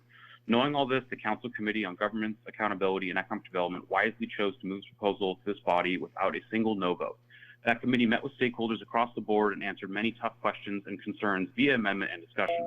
Now it's time for the group to continue the momentum, pass the proposal under consideration because the status quo is simply untenable. So please vote today. Thank you. All right. Thank you. And I believe our was that Nicholas Nagel? I've lost track. I'm sorry. No, we still have Nicholas Nagel. Go ahead, Nicholas. Hello? All right. My name is Nicholas Nagel, District 7, and I'm here to oppose Council Bill 120775. Sarah Nelson, you should be ashamed of yourself. The cost of living has done nothing but rise over the last several years, and you are proposing that we allow the same tech companies pricing us out of our homes pay their workers starvation wages. Under this bill, gig workers are projected to get a 30% decrease in wages, far below our minimum wage. These companies claim they cannot pay this living wage. If so, then they should not be in business. Sarah Nelson herself has admitted that this bill is authored by the very companies it seeks to regulate. They believe they can buy city council. Prove them wrong. I yield my time. We will go back to in-person speakers. The first one's going to be Joseph Lopez. Okay, still not here. We'll proceed. It's Gabriel Jones, followed by Nuralafa Mahamatha, I believe. Excuse me for the mispronunciation. And then, just a second. And then followed by, then we have Jake, and then Ariana Riley, and then Jess Zamboe. It's Gabriel Jones. Gabriel Jones. Yeah. Hi, my name is Gabriel Jones. I'm a equity commissioner out in Renton. Today I'm here as someone with many ties to the community that will be here's someone with many ties to the community who were most affected by the ending of the EDI funding. This amendment was before the weekend, so we had only hours to raise up to fight against the cut-up programs that directly affect us. I'm so honored to stand beside the wonderful community members who want to fight for the money they've earned and against the consistent, intentional disenfranchisement of the community, so we can't have a voice when our programs get cut. But we still have showed out because we won't let these programs that affect our community get cut without a fight. That's why I'm here today to speak as an individual who is an equity commissioner and does equity work. As someone who works daily to ensure equity is at the forefront of life, I'm incredibly disheartened to see these funds being cut. In the lobby, you have a sign that says Black Lives Matter, but those are empty words unless we address systemic racism and break down these barriers. Cutting these programs will hurt so many. So if you really believe that Black and other BIPOC lives matter, you need to show it every day and you need to make sure that they get the funding they're needing. Vote no on cutting the EDI funding. And Nuraliza, if I'm not mistaken, Nuraliza. And then followed by Nuraliza will be Bishop Thomas E. Davis, and then again, Jake Theonis and Ariana Riley and Jess Zambao. If you don't mind, just please stepping up to the microphone if you're still here present. Thank you. Assalamu alaikum wa rahmatullahi wa barakatuh. Peace and blessings to the people. My name is Nurhaliza Mohammed. I'm 24 years old and I'm the Food Justice Coordinator at the Rainy Beach Action Coalition, and I'm a community member that has grown up in the Cham refugees community.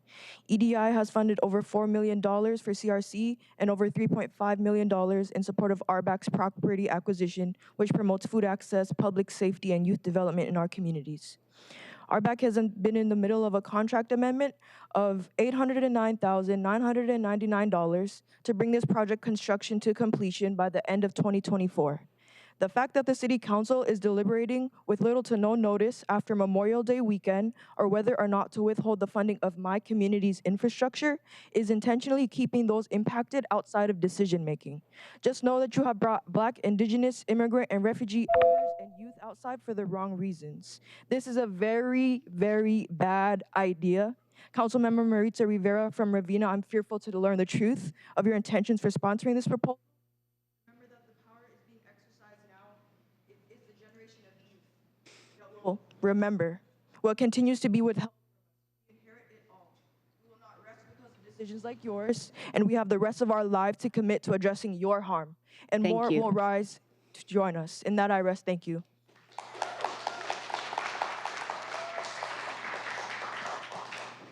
Bishop Thomas E. Davis with the Bethel Christian Church of the Apostolic Faith. We've been in the community for over 70 years, and we oppose this decision that is being made. We stand with the community and the various businesses that have been supported by this funding, and we ask that you would not take it away from them. Thank you.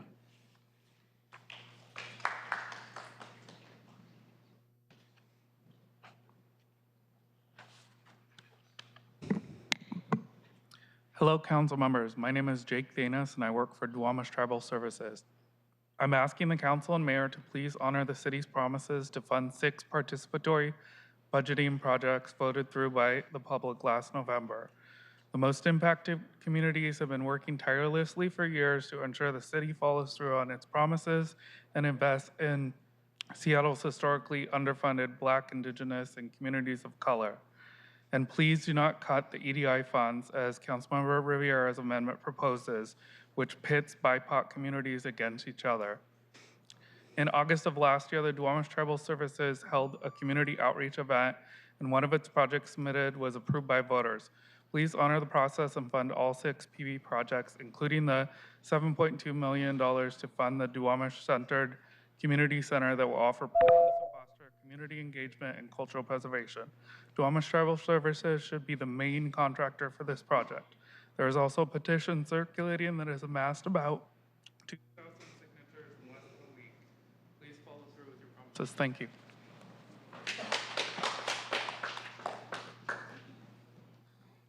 Yes. Good afternoon. My name is Ariana Riley. I'm a delivery driver in Seattle. This past weekend was the busiest weekend I've worked in food delivery ever. West Seattle was busy until 2 a.m. this weekend. In all my time working food delivery before the law, West Seattle died down around 10:30 to 11 p.m. I was working Saturday and Sunday till almost 2 a.m., where customers in West Seattle were ordering from restaurants in West Seattle at high volumes until 2 a.m.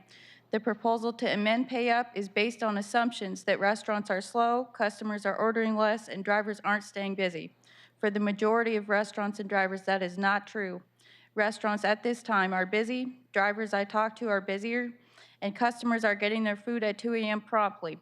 If the city had been engaging in data collection rather than rushing to implement bad policy, you also would have the data that shows delivery volumes are back to normal at this point and have been for months now.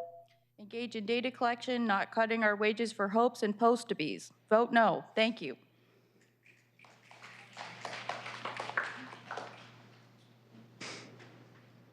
Hi, good afternoon, council members. I'm Jess Zimbabwe, a District 1 resident testifying today on behalf of Environmental Works. We're a nonprofit community design center based in historic Fire Station 7 in District 3. And we're here to support EDI funds today. Affordable housing and jobs and healthy food and cultural spaces to communities of color that have been historically and structurally excluded from the near unbounded wealth of our city. If we want to have a future Seattle that is a just Seattle, a future Seattle that is a sustainable Seattle, and a future Seattle with room for everyone, we have to support and expand equitable development initiative funding. Thank you. Council President, that was the last set for this 10, but just to give everyone an idea of what we have remaining for our speakers, we have 43 in person remaining and 73 remote speakers remaining. Thank you. Our first speaker in this remote group is Strawberry S, and following Strawberry will be Cheryl Harrison. Go ahead, Strawberry.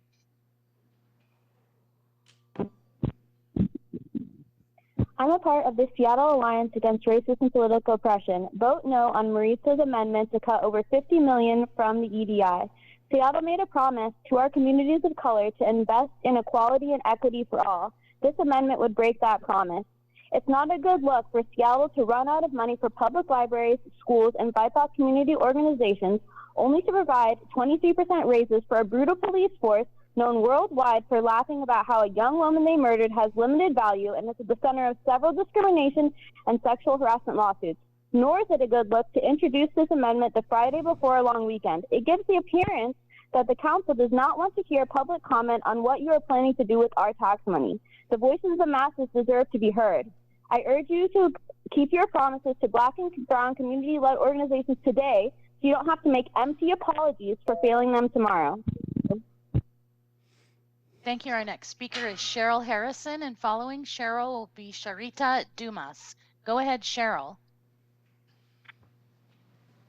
Good afternoon, everyone. My name is Cheryl Harrison, and I'm calling to address the participatory budget.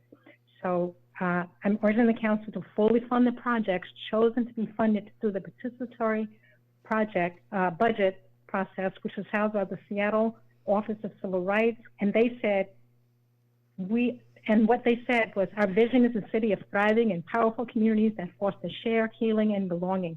We understand that healing cannot happen without full transparency and honesty with the communities we serve. Historically in this country, state, and city, equity has already been delayed and denied for centuries, should not be delayed for any reason for even one more day. We the people did our part in good faith, and it is now the city of Seattle's turn to follow through in good faith. I urge the council to fully fund the winning participatory budget projects, as well as the council to vote no on restricting EDI funding for BIPOC communities. Thank you so much. Thank you. Our next speaker is Sharita Dumas, followed by Jasmine Smith. Go ahead, Sharita. Hi, my name is Sharita Dumas, and I think it's ridiculous that voters have to beg our city council to keep their promise to fund EDI. Voters now voted you in because it is your job to protect us in the community. and that you should be voting no against this particular amendment. You know very well that EDI funds have done more to elevate the community and people of color. Not only that, the lives that have changed by more housing, which reduces homelessness, jobs that reduce crime and joblessness, farming that increases food supply to the communities, the very communities that need it, and our seniors, as well as educating our youth on how to build a community through farming. EDI funds are the very reason you are in office. Do your jobs and find the money elsewhere. This amendment targets race and social status. You very well know it.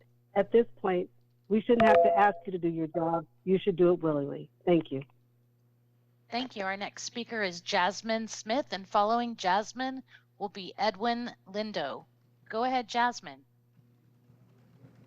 Hi, my name is Jasmine Smith over at the Washington Bus, and we are speaking against this amendment to cut funding from the Equitable Development Initiative for projects that are already started that are going to support the programs that young people need, that young people are counting on, having the housing to live in, to afford, having childcare facilities, having community cultural centers.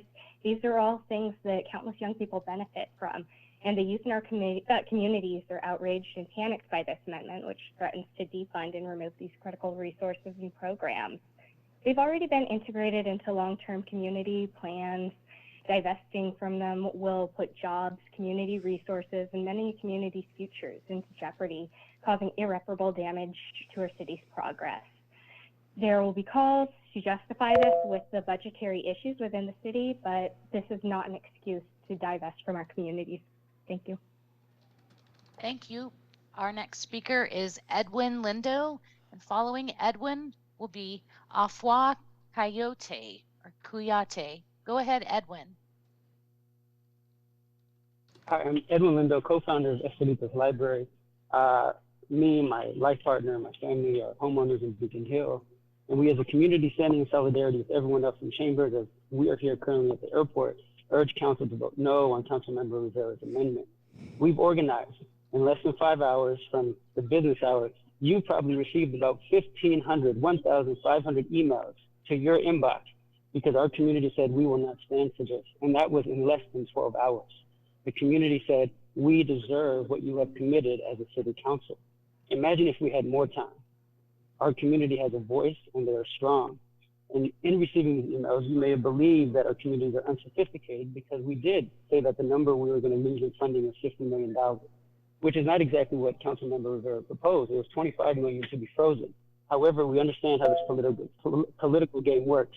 We know that it's actually going to be more than $50 million because the money carrying over is not going to be spent in time. Yet we're getting thrown under the bus. So the SPD is. Thank you. Our next speaker is Afua Kuyate, and following Afua is Brian Duncan. Go ahead, Afua. Yes, good afternoon, council members.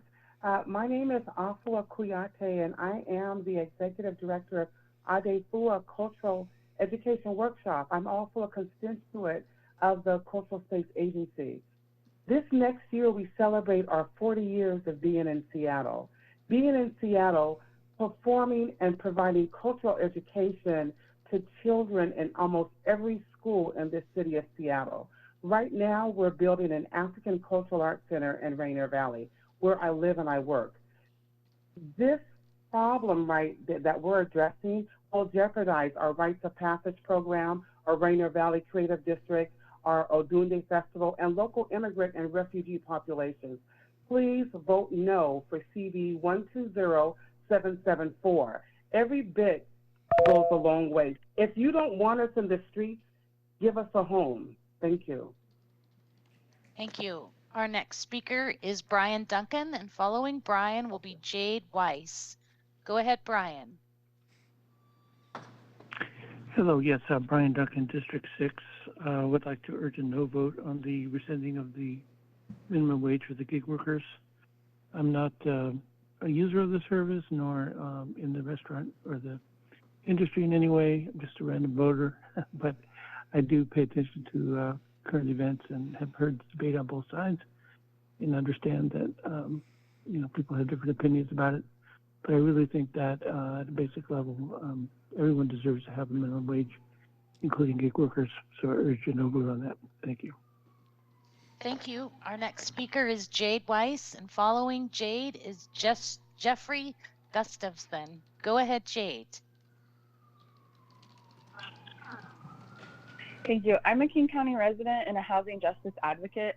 As a landlord-tenant paralegal, I assisted clients facing displacement in Seattle and then received life-saving resources from organizations in the Equitable Development Initiative, such as Chief Seattle Club and Casa Latina. I've seen community members get access to emergency housing that would not have been available if not for the EDI, meaning if these organizations did not exist, even more families and individuals would become unhoused. It's egregious that an amendment to freeze funding to these critical community organizations has been brought forward as a solution to the budget deficit. This move is illogical and inhumane. It would add to the existing homelessness crisis and would dramatically increase disparities, not just in Seattle, but across King County. Once again, Black, Indigenous, and migrant communities, mainly youth, will suffer the consequences of bad policy. I urge Council to reject Amendment A to Council Bill 172774. Used to incessantly sweep our unhoused neighbors and stop wasting millions of taxpayer dollars to exacerbate the symptoms of homelessness. Do your job smarter. Thank you. Our next speaker is Jeffrey Gustafson, and following Jeffrey will be Zachariah Urena. Go ahead, Jeffrey. Hi, council members. My name is Jeffrey Davis, and I'm a resident of District 4 and a lifelong Wedgwood resident. I was glad to see today that the vote to cut gig worker pay was postponed, and I hope that council will do the right thing and never hold that vote to cut workers' pay.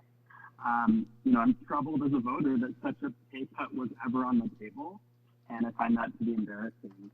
I also think that the last-minute postponement of today's vote, presumably because the council president failed to manufacture enough political will to cut worker pay, I hope with that last minute postponement that you'll note how many low-wage gig workers took precious time out of their day to be here today to request that you please do not lower their pay below minimum wage. This has been a ridiculous mess of a process, and it's exactly the opposite of the responsible governance Seattle voters were promised. Thank you. Thank you. Our last speaker for this group of remote speakers is Zachariah Urena. Go ahead, Zachariah.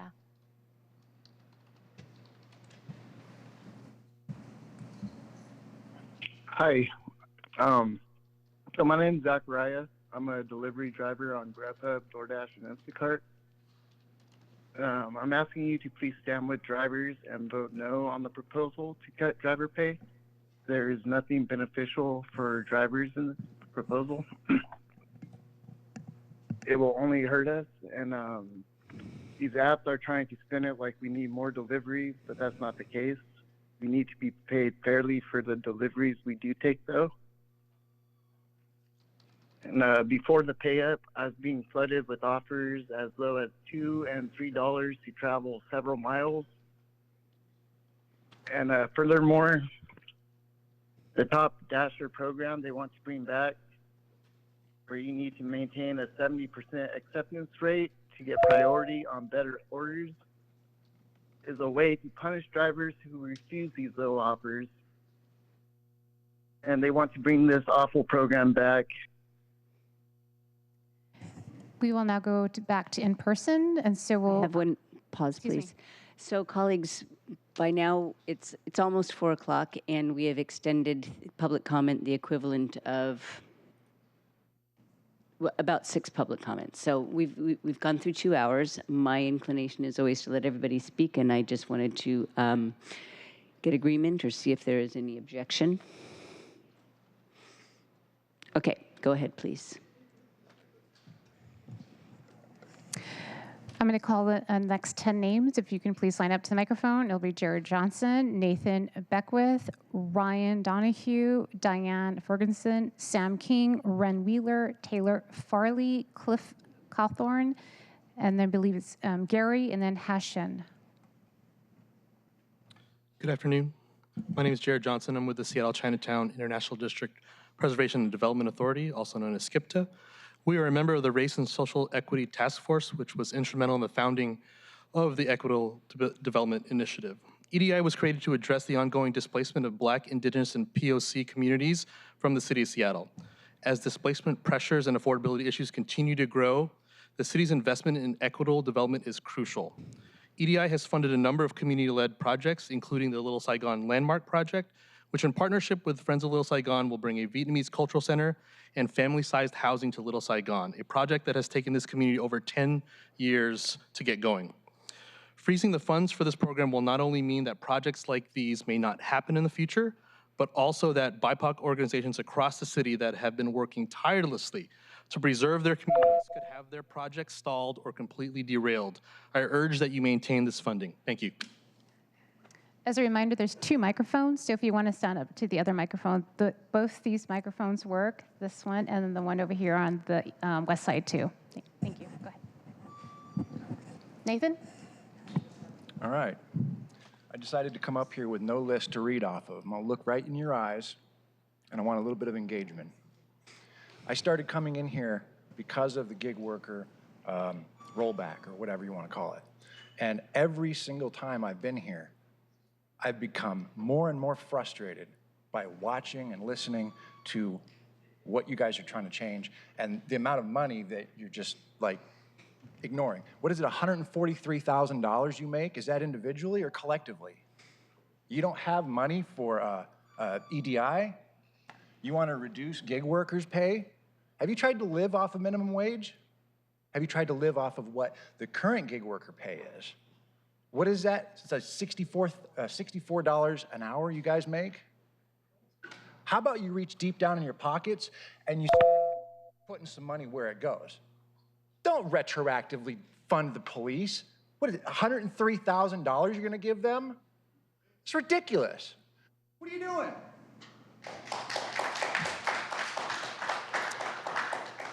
Ryan, then Diane. Yes. Wait, hold on. Right, who's in? Okay. I don't mind. It's okay. Go. Oh, no, you can go. Okay. All right. Hello. Good afternoon, council members. My name is Ryan Donahue. I am the Chief Advocacy Officer over at Habitat for Humanity, Seattle, King, and Kittitas counties. And I'm here to urge a decisive no vote for Amendment A proposed for CB 120774. Passing this amendment devastate active developments and potentially kill crucial affordable housing projects. In our pipeline alone, it jeopardizes projects that will serve potentially over 200 different people across the city of Seattle. Like our partnerships with Nehemiah Initiative and African Community Housing and Development, these projects are bringing solutions to the communities that need them most. These funds are not merely beneficial, but they're indispensable. At a time when high interest rates, inflation, and soaring land costs already make affordable housing development more expensive, this amendment proposes to make it even harder. Please reconsider and ensure that everyone in Seattle has a safe, decent, and affordable place to call home. Thank you. Diane, then followed by, Diane followed by Sam. Okay, hi. I'm Diane Ferguson, Director of the Central Area Senior Center in District Number 3. Ms. Hollingsworth, Councilmember Hollingsworth, I'm here to adamantly oppose that EDI amendment not pass, not be approved by you. We have been in our building since 1968. It was owned by the city, and then we were able to get it transferred to us. We have an EDI grant, and I can see how it has been transformative in terms of bringing people back into the community that have been displaced. I actually see the amendment close to being redlining, and we don't need to go back to times when things were redlined. It has helped African American communities, BIPOC communities, young people, and what we are trying to avoid is displacement. We need more housing for those who are homeless and unhoused, and so I would encourage you not to vote for or approve this amendment because it harms our communities. Thank you. Howdy, my name is Sam King. I am a homeless veteran. It is scary sleeping in my car every night, not having the dignity to have access to 24-hour bathrooms everywhere. But the one thing that has kept me off the street is gig work. I see that you all kicked the ball on that vote, so I guess my joke about taking me out to dinner before you screw me, not really necessary. So let me instead say genuinely, from the bottom of my heart, thank you to all of the members who made this pay increase back in January. It has kept me off of the street. I hope that that continues going forward. Councilmember Rivera, you're kind of cute, but to disenfranchise people of color is disgusting. Makes you kind of ugly to me. Do better. Ren Wheeler. Okay, Ren Wheeler, then Taylor Farley, Cliff Cawthorn, and Gary, then Hanshin. Thank you, City Council members. My name is Ren Wheeler, and I'm the Civic Engagement Specialist at Wing Luke Museum, who is a partner in the Race and Social Equity Task Force. RSET and EDI were originally formed to address the ongoing displacement of BIPOC communities as the high displacement pressures and affordability issues continue to be exacerbated. It is critical that City Council vote no on Councilmember Rivera's amendment to freeze EDI funding. Additionally, I echo previous speakers' invitations to visit EDI sites and projects. All the projects were and are created by the people in those communities. Get out and visit our sites and projects, speak to our neighbors who are creating these homes together. Then come back and increase funding and change the I from initiative and EDI to investment. Thank you.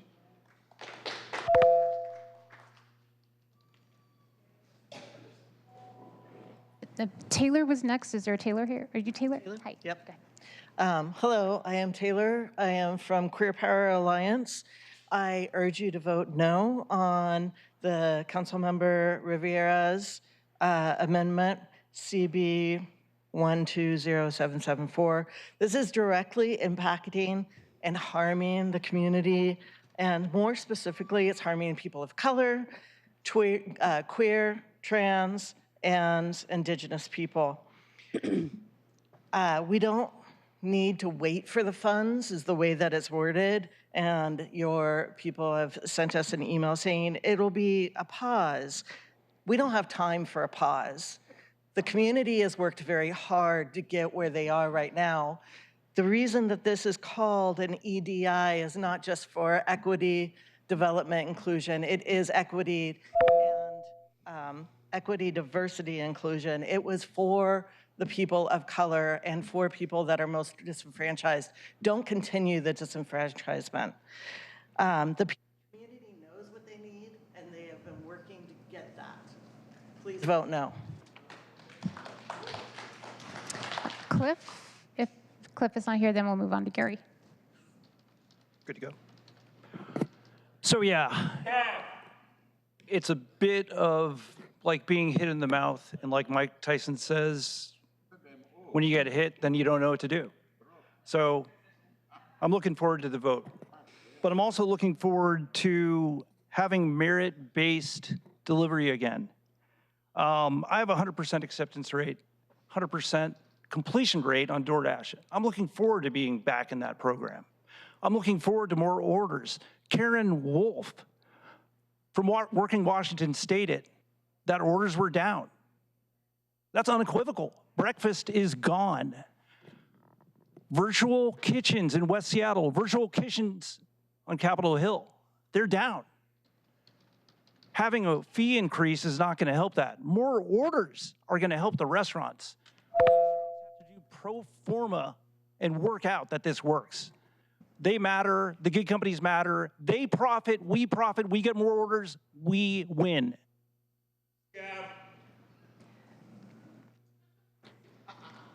There will be no more disruptions. Please stop. We will then follow, we have Hashan, and then Olisa Enrico will be the last person for this set.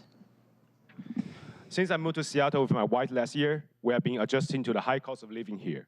One day she told me the food delivery became unaffordable because the new law took effect. The payout ordinance were all over the news too, citing the promise to pay delivery workers with the $26 hourly rate. If you can beat them, join them. That's how I start doing deliveries. When the minimum wage is set above the fair market price, not everyone can get it. The wage hike has expanded the delivery workforce and decreased the consumer demands simultaneously. Last week, I submitted all my earnings statements since February as evidence to the council. And I will say that once again on the record, pay up is a lie. I made $447 on average weekly with 40 to 60 hours on-call time. and the hourly rate is merely $10 per hour. There are simply not enough orders because the consumer has rejected the price and changed their spending habits. It took a 3 years long global pandemic to allow the food industry to grow to where it was in 2023, and payout has destroyed all at once. Please support the amendment CB 120-775 before dealing any more damage to the food delivery industry. Thank you. Mic check. Greetings. My name is Olisa Enrico, third-generation Seattleite, descended from redlined and gentrified peoples right here. My family and my community provide this city with arts, culture, and entrepreneurship, folks who will revitalize downtown and the folks who will be paraded in front of the millions of visitors during the World Cup. I am a constituent of Districts 1, 2, 3, and serve the entire city in my role as the Executive Director of the Cultural Space Agency. Vote no on the proposed amendment 120774, which strips away the small advancements of equitable development that this city has committed to. We understand the budget must be balanced, but you must understand it is not on our backs. We deserve our spaces. We deserve to return home. We deserve to be here, and we deserve to do it together. So please vote no for us. Thank you. We're now moving into our next group of remote speakers. Our first remote speaker will be Andrew Nagel, and Andrew will be followed by Flora Temple. Go ahead, Andrew. Hello, my name is Andrew Nagel. I'm here to comment on CB 120775, the bill to reduce wages for app-based workers. Simply, this bill would hurt people. It would allow these companies that don't pay enough already to pay even less. I admit that the structure needs changing, but you need to pay people more, not less. Anecdotally, people who work on these apps have multiple phones so they can get enough orders to make rent. To make a livable amount on these apps, you need to pretend to be multiple people at once. The time investment, too, means that you can't really escape this job and get a better one. You spend all of your time going from order to order, that you have no time to get another job. Is the kind of adding that is just going to make things worse. You're going to hurt people in this community. Please don't do this. Please vote no. Thank you. Thank you. Our next speaker is Flora Temple, and following Flora will be Naima Clark. Go ahead, Flora. Hi, my name is Flora Temple. I'm the director at the Mount Baker Hub Alliance and a member of Essential Southeast Seattle, and I'm also here to urge council members to vote no on the amendments to CB 120774. As many others have said, EDI is a key source of funding for the communities that have been historically underinvested in. Freezing this funding not only halts the key dollars needed, but also would jeopardize materials, hours of labor, and the relationships and community trust that are the cornerstone of these projects. These are complicated and unique projects that are purposely undertaken to build community and drive economic development. Our city needs these projects. Just look at the list. Each project has required hours and years of planning by dedicated community advocates, community participation, layers and levels of creative funding.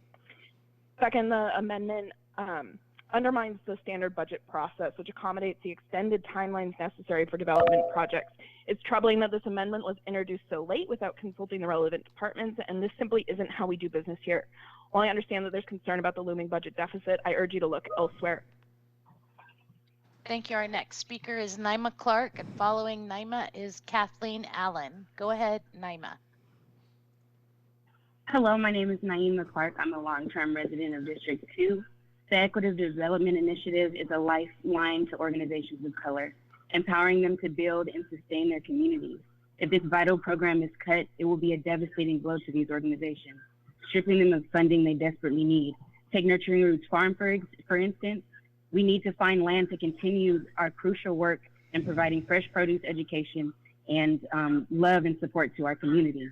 The process of finding land and completing feasibility studies is already grueling and time-consuming. And might I add that we also are waiting to put in an offer that we are stifled in doing so because of this initiative that has been put forth. Without EDI support, this becomes nearly impossible. Cutting EDI funding will fuel the displacement of Black and brown communities, pushing residents out of their pushing residents out and erasing their cultural and historical footprints. When youth lose places to thrive, their future is robbed. Please vote against this, vote no. Thank you. Our next speaker is Kathleen Allen, and following Kathleen will be KD Hall. Go ahead, Kathleen. Hi, I hope you can hear me. This is Kathleen Allen. I doubt that I can add much to what other folks are saying. You know, only that this amendment comes from representatives of Northeast Seattle. I wonder if this is enacted by people who live and vote in Northeast Seattle, or possibly a small contingent of interest acting through Councilmember Rivera's office to obstruct this important step toward cultural health and equity throughout the city. So please, I'm asking you to reject Councilmember Rivera's amendment, which will hurt thousands of people from communities in need, and in turn, those who are more advantaged at risk of increasing crime and chaos resulting from blatant historical inequities.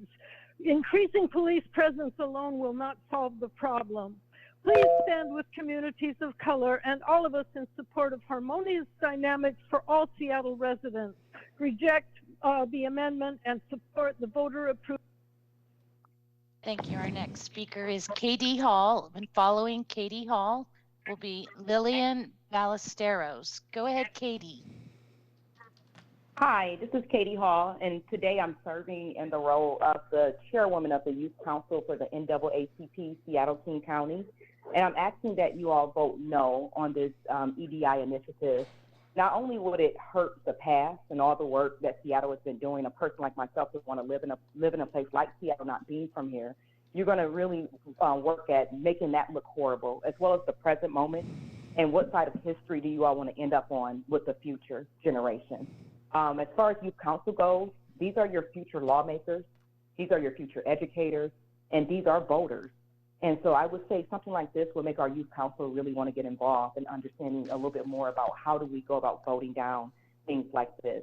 With that being said, I hope that you guys decide to end up on the right side of history. And as a crisis manager, I would not want to manage this crisis with the City of Seattle Council when you think about the type of impact that it could make on a community like Seattle.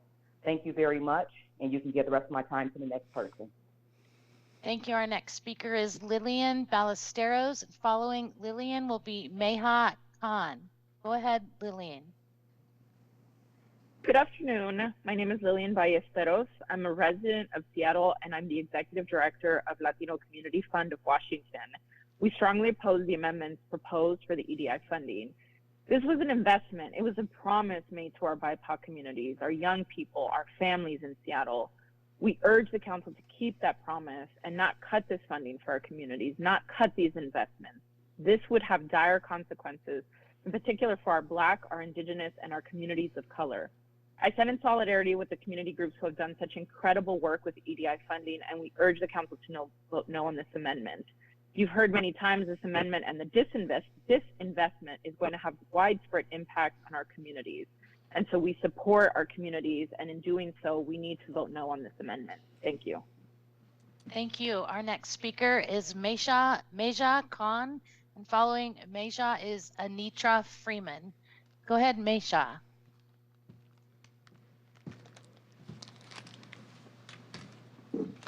You may need to press *6 to unmute yourself, Meja.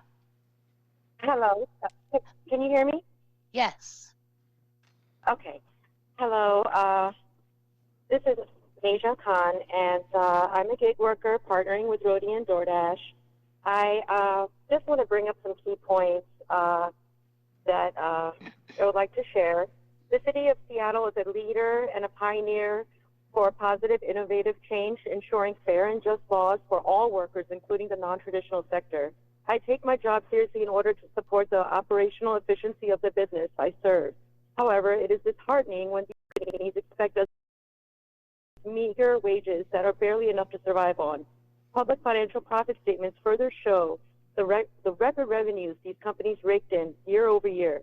For example, revenue reports show that DoorDash earned $2.5 billion in the first quarter of 2024 alone, surpassing their own estimated forecast.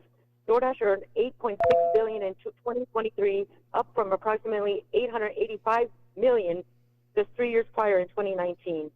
Statistics prove these companies' year-over-year profits are. Thank you. Our next speaker is Anitra Freeman, and following Anitra will be Mario Dunham. Go ahead, Anitra. Thank you. Can you hear me? Yes. Okay. My name is Anitra Freeman. I am speaking on behalf of SHARE, a grassroots organizing effort of homeless and formerly homeless men and women in support of the Equitable Development Initiative and in opposition to the harmful proposed amendment. Homelessness is the biggest crisis in Seattle today. The roots of homelessness lie in housing and economic injustices that go back in history and have built up multiple interlocking effects, including dispersed communities and lost cultural heritage. The Equitable Development Initiative was a serious effort at holistically addressing displacement. Seattle's mayor bragged about it. It gave many hope. It started much good work. Vote no on Councilmember Rivera's amendment and let the good work continue. Thank you. Thank you. Our next speaker is Mario Dunham. Mario will be followed by our last speaker in this remote group, Caleb Tuwold. Go ahead, Mario. Can you hear me? Yes. Can you hear me? Okay, thank you. My name is Mario Dunham, and I represent the legacy of my brother Elijah Lee Lewis. I'm pretty sure people in the room know his name. Only reason I'm here is because he would be in the front lines right now saying, voting no to this ridiculous, preposterous idea of a bill. I think that it is insane that we as BIPOC people of South Seattle have to beg you to reconsider something that we deserve anyway. We already had to move everywhere except for where we live, and the people that live are fighting to stay there. There's no reason for this to happen, and I'm trying to understand what would be the cause of this. It doesn't make sense. It's ridiculous, and my brother would be furious if he was alive today. I'm here for my brother and no one else. Vote no, please, because it makes absolutely no sense. Thank you. And our last remote speaker for this group is Caleb Tuwold.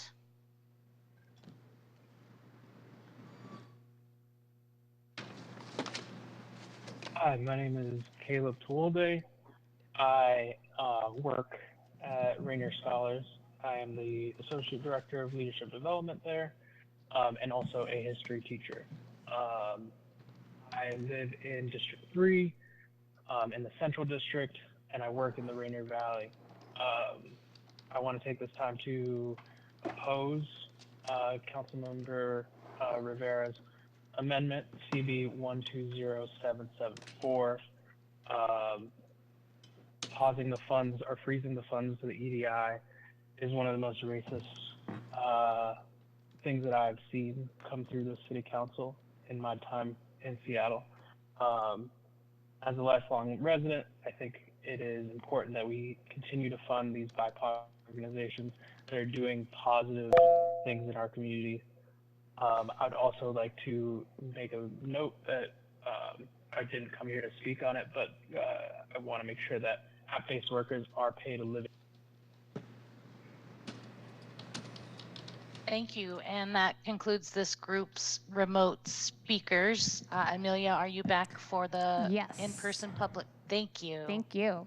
All right, the next 10 speakers, I'm going to call your names out. If you're still present, please step up to one of the two microphones. It's Malaba Aiko, Halea Debaros, Happy Israel, Jesse Simpson, Joseph Lackman, Tierman Martin, Pastor Carrie Anderson, and Steve Robesto, and then Noah Garteman, if I'm not mistaken. So Melba is first. Oh, sorry, go ahead. TAP Connection located in South Seattle. And I'm speaking on behalf of 161 youth that range from age 2 to 15, as they gave me feedback to give to you today. I'm a woman that identifies as Gullah Geechee. I was born in segregation, survived integration, and came to Seattle looking for enrichment of cultural that I really found here. As we talked about EDI at the studio, our students often talked about that we were getting a new home. With that new home, I would tell them the story that as a child, I would ask my father, why didn't we get 40 acres and a mule? And he would always say, next time. As I stand here, I speak on behalf of those young people who have this opportunity to have the equivalent of 40 acres and a mule. I think it's really important to know that what EDI is doing is not just about what happens today, but it's about what happens tomorrow. The last thing I'm going to tell you is that at Northwest Tap Connection, we talk about choices, options, and consequences, and whether or not your integrity is in alignment with your reputation. From T.J. Proctor, who is 5 years old, he said to me, Melbad, remind them that their integrity needs to be in alignment with their reputation.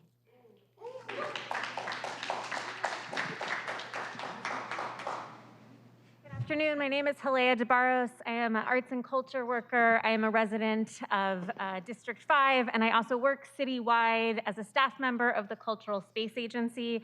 I am also here to ask for you to vote no on Councilmember Rivera's last-minute amendment to Council Bill 120774. We know that Seattle has been plagued by many, many years of racial redlining in real estate. We know that gentrification is happening. We know that displacement is happening. This initiative has been one of few things to actively combat all of these things. Pulling funds now effectively cuts off already funded projects at the knees and prevents them from realizing their project ideas, just as Ms. Melba was talking about. Please vote no. Happy Israel? Hello, my name is Happy Israel, and I've been working for Instacart for 5 years as a gig worker in Seattle. I'm here to ask you to please not cut my pay by 20% or more. This new ordinance that went into effect in January has made my job safer and less stressful and ensures that I'm getting paid fairly for the work that I'm doing. Please do not cut my pay, do not cut my benefits, do not cut my safety. I'm really proud of Seattle for the steps that we've been taking as a city for many years to try to address inequality, to be a leader on minimum wage that's actually a living wage. It's hard enough to survive in this city as is, and you're hearing that from people of all different backgrounds for all different reasons. Please don't cut worker pay in order to short-term make things easier for restaurants or make things easier for these gigantic corporations that are making record profits. You can't cut worker pay in order to make businesses function. If a business can't afford to pay all stakeholders a livable wage, it shouldn't operate. Thank you.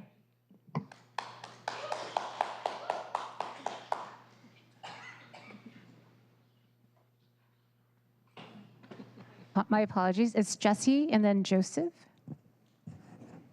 Hey, good afternoon, council members. I'm Jesse Simpson. I'm the Director of Government Relations and Policy at the Housing Development Consortium.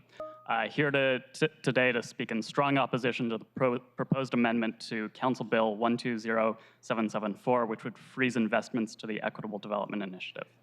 EDI supports community organizations in high displacement risk neighborhoods, funds these organizations to build capacity, acquire land, and directly develop new affordable housing, childcare, cultural centers, and more. It's an essential part of how the city plans to combat displacement of all kinds and advance equity as Seattle grows. We need to continue these investments to empower historically marginalized communities to actually build the affordable housing and community-serving uses our city desperately needs. I urge the full council vote no on the amendment to Council Bill 120774 and continue investing in equitable development. Thanks for your leadership and the opportunity to testify.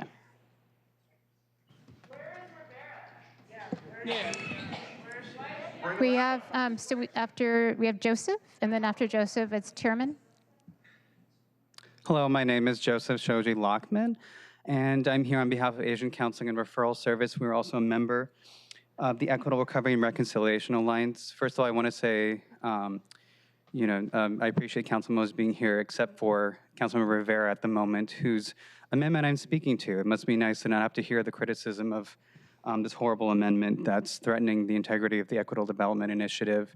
I'm here again to speak in solidarity on behalf of our organization with critical partners who are involved in the initiative, and also, of course, in solidarity with our other communities of color, our Black, Latinx, Indigenous, and other Asian and Native Hawaiian, Pacific Islander serving organizations who will be horribly impacted if this change is made. I think you've heard pretty much every point on this already, but again, please go visit the Cham Refugees community. Go visit my community of Seattle, King County. Stephanie had to leave because it has been so long waiting for her turn here, but I wanted to make sure I threw that in on her behalf. So please vote no.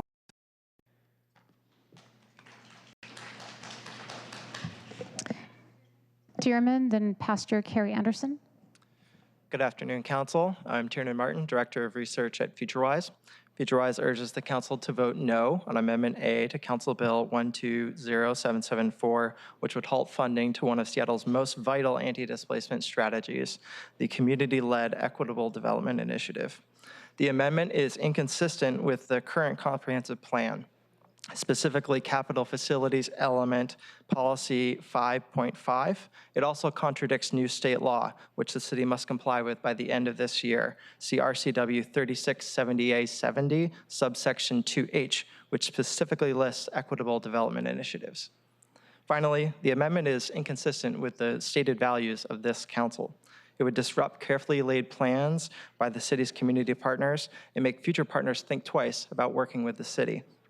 As stewards of the city's budget and leaders committed to good governance, you have set a high standard for yourselves, one that this legislation falls short of meeting. FutureWise urges the council to vote no on this amendment. Thank you for your leadership. Pastor Carrie Anderson, is this on? Pastor Carrie Anderson, pastor of First AME Church, the oldest black church founded by former slaves in the state of Washington. We've been around since 1886. And I'm here to speak in opposition to Councilmember Rivera's proposal on amendment to 120774. You know, I really applauded the fact when the city of Seattle realized the racialization and segregation and redlining that hurt and harmed people of color. Now I'm not here to applaud. I'm here to say I'm appalled, outraged, and dismayed that now we are dealing with the matter of taking away funding for Black and brown people that we need for sustaining our communities. I'm out of time, but I'm not out of message. We're going to stand up, speak up, and stay up.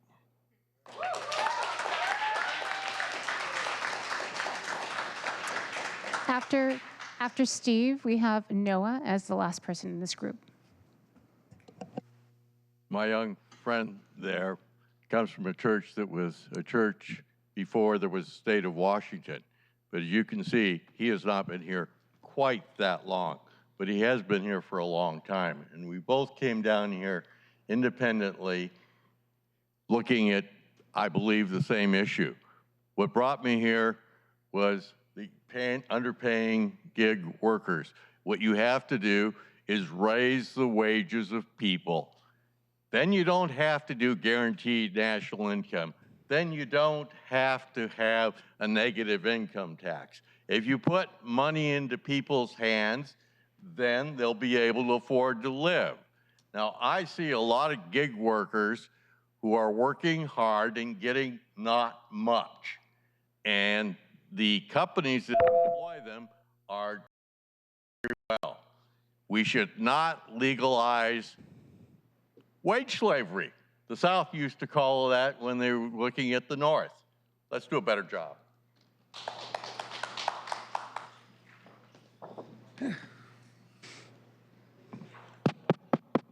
Testing. All right, this is the third time I've come up to speak against this issue, but it looks like I also have to speak against Miranda Rivera's amendment because it's just as bad. So I guess I'll talk a little bit about both. Pay up needs to happen in order for us to be able to have a livable wage. This is all paid gig workers want, is a livable wage. It's not ridiculous, it's not crazy, it's just common sense. You give more money to the workers, they'll be able to actually live and be able to be a part of this economy.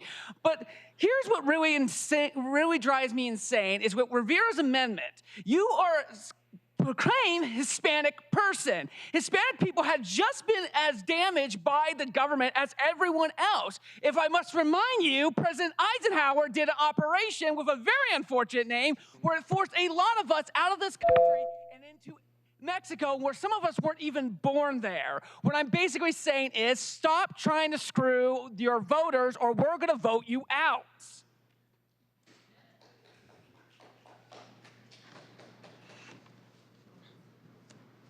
Okay, I believe we're now moving back to remote speakers. Is that correct, Amelia? Can you pause for a quick second?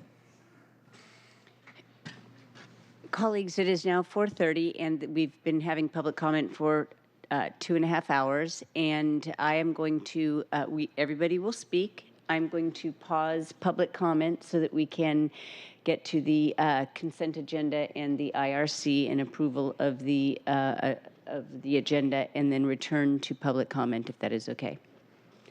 All right, so we're all here, so we heard that. So it would be a postponement of public comment until after consideration of the agenda. right. So we have 2 items of business. Get through the sort of the pro forma items and then move on to the. Go ahead. Yeah, sorry, I'm just in real time trying to understand what we're doing right now. So you want to take us through the agenda and then come back to public comment once we're done with the agenda? Or get through the consent agenda and the IRC and then come back to public comment. I would stop. I would say we should just keep everything together, Okay. one side or the other. Okay. This is, yeah. We have. Go ahead and continue with the. Please continue with the remote public comment speakers. Council President, point of personal order, I have to say that the disruptions that we are experiencing right now are disabling me from doing my business of the government. I recognize that. Thank you. Currently, we have 21 remote speakers and 23 in-person speakers remaining. Jody, please proceed with the remote speakers. Thank you. Our next remote speaker will be Joseph Lopez, and following Joseph Lopez will be Emma H. Go ahead, Joseph.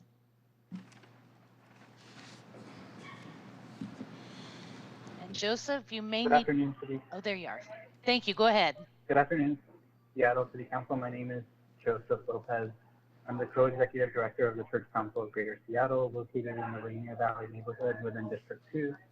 We live in the Frisco neighborhood within District 3. As I share during public comment today, I encourage you to fully support the Equitable Development Initiative. I live and work in the districts that represent communities that have been historically displaced and ignored by the city's policies and practices. The EDI is a step to repair these historic harms to those communities. The Church Council relates to nearly 150 faith communities in Seattle. We have been working for peace and justice in Seattle for 105 years. Today, I'm speaking in solidarity with community partners who have been funded by the Equitable Development Initiative. It is imperative to the flourishing of our city that you do not pass any amendment which would freeze funding for the Equitable Development Initiative.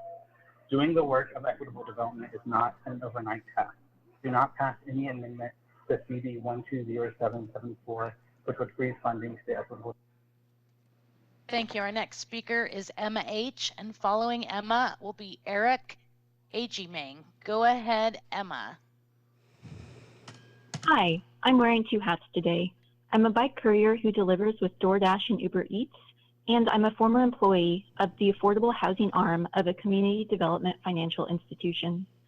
First, I want to thank Council Members Hollingworth and Moore for their efforts to start a true stakeholdering process around the revisions to pay up. I'm hopeful we can arrive at a compromise that protects workers and supports political maneuvering by corporations and their lobbying groups.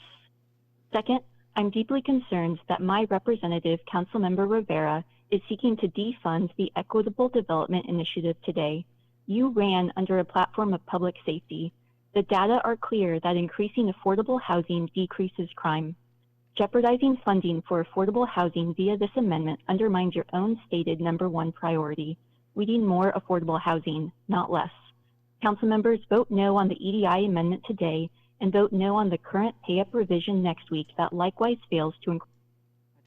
Thank you. Our next speaker is Eric Ackerman, and following Eric will be Randy Banneker. Go ahead, Eric.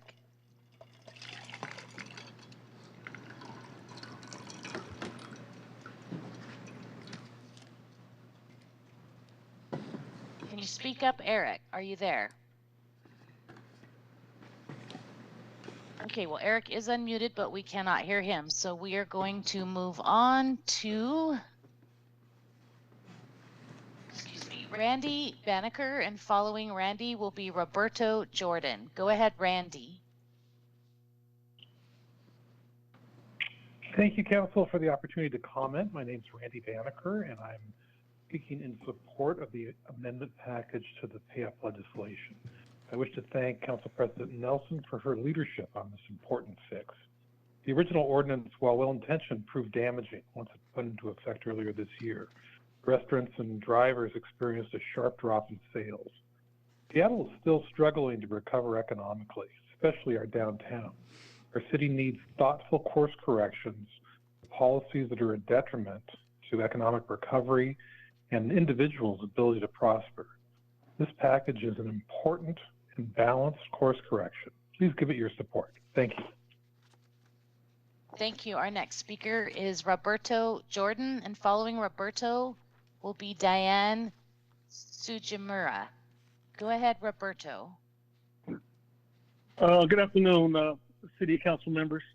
I'm not going to talk to you about the advantages of EDI because it's like preaching to the choir. You guys know how good the EDI has done for the city, but I'd like to ask you to vote no on CB 120774. Just because of one of the things that was one of the rules that you guys had, which is to uphold the public trust and demonstrate integrity, honesty, and fairness.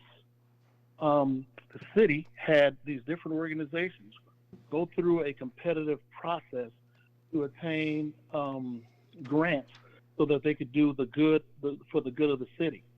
Went through the whole process and we're awarded these things, and now they're saying that, okay, we're going to put some of the money and have it held up, and if your stuff isn't done by the end of the year, then you don't get it.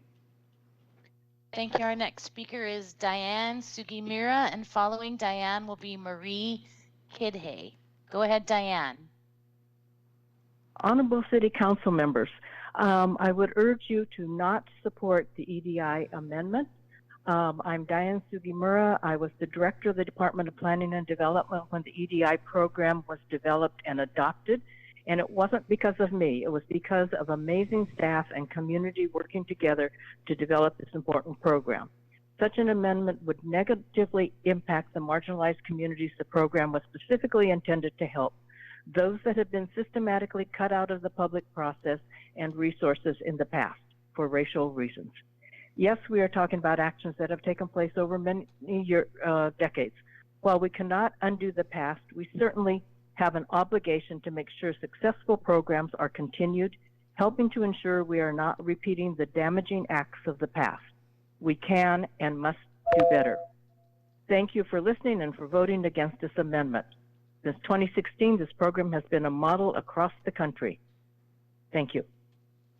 Thank you. Our next speaker is Marie Kidhay, and following Marie is Brian Puchel. Go ahead, Marie.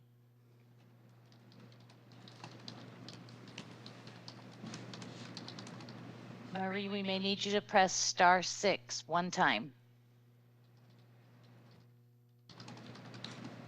Okay, Marie is muted. We're going to move on. Oh, there you go, Marie. Go ahead and speak. Yes. Thank you. Good afternoon, council members. My name is Marie Kidhay.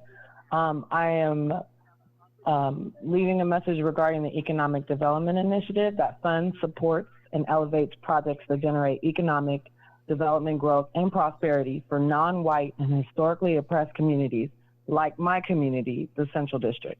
It's extremely alarming to think City Council is even entertaining the retraction of these funds from the smallest and most powerful folks that you all were voted to protect and serve. Wasn't redlining us enough? To move forward with this retraction without discussion or engagement, your taxpayers, is truly deplorable. Don't let the wrong decision of voting yes be your legacy. Vote no to Councilmember Rivera's discriminatory amendment. Thank you. Thank you. Our next speaker is Brian Puchel, and following Brian will be Sophia Haddix. Go ahead, Brian. Hello, my name is Brian Puchel. I am speaking to you today in support of the minimum wage law as it currently stands for gig workers. I think it's important to remember that for gig workers, this could very well be, their entire livelihood. And, it's not necessarily just a part-time job for them. I think we've heard a lot of comments from people working 17 hours that clearly, it's more than just part-time or even full-time. It's their livelihood, and we need to make sure that they're able to have a living wage. Thank you. Thank you. Our next speaker is Sophia Haddix, and following Sophia will be Alice Lockhart. Go ahead, Sophia. Hello, my name is Sophia Haddix. I am concerned community member, artist born and raised in Seattle. My family has been here since 1943. I am deeply invested in the well-being and vibrancy of the diversity of this community, and I urge you to oppose this initiative 120774 by Councilmember Rivera and the EDE funding allocated to over 70 Black, Indigenous, and BIPOC organizations that are the backbone of this cultural heritage of community and life. These organizations do more than just provide council services. They offer safe spaces for cultural expression, support of the youth, and lifelines to so many. In the time where communities are often overlooked, these organizations stand as pillars of hope, resilience, liberation, fostering the environment where diversity is not just accepted but celebrated. We must consider the long-term impact of not voting down on this initiative on our youth and propose. I ask you, council members, to vote no on this initiative if you want to see the vibrancy and future of our community to thrive. Thank you. Our next speaker is Alice Lockhart, and following Alice will be our last remote speaker for this group, Alberto Alvarez. Go ahead, Alice. Good afternoon, Council. I'm Alice Lockhart with 350 Seattle. I share many this afternoon for keeping EDI as it is. And I have another concern, which is that once public comment is over, there will be some procedural discussion that says something like, well, this is only a proviso, it won't really hurt anything, and later we'll restore it. And I echo Howard Greenwich's concern that there should absolutely be a racial equity toolkit applied to this amendment before it is passed. And if such a toolkit is applied, we'll find out about all the projects that are in the pipe and how projects will be going right now, how projects will be actively harmed and defunded as a result, their money becomes less valuable. Thank you. Our last remote speaker for this group is Alberto Alvarez. Go ahead, Alberto. That's me. I'm a victim. That is me. And Alberto, you may need to press *6. Jody, just a second. Jody, the gentleman is here in person. Can you give us a second to sort this? Thank you. Sure. Go ahead. Ready? Yes. I made it. Sarah Nelson, what the hell are you doing? If it looks like a kickback, if it smells like a kickback, and you sold Fremont Brewing or whatever to that corporate company, right? You're making money out of poverty. You're bringing down our wages. I'm a driver. I see the real problems that the city has: homelessness, drug abuse, high crime, so on and so forth. But this is the best you can come up with? What the hell? Jesus Christ, man, like, I'm pissed. And if you fail us, we're gonna wash over you.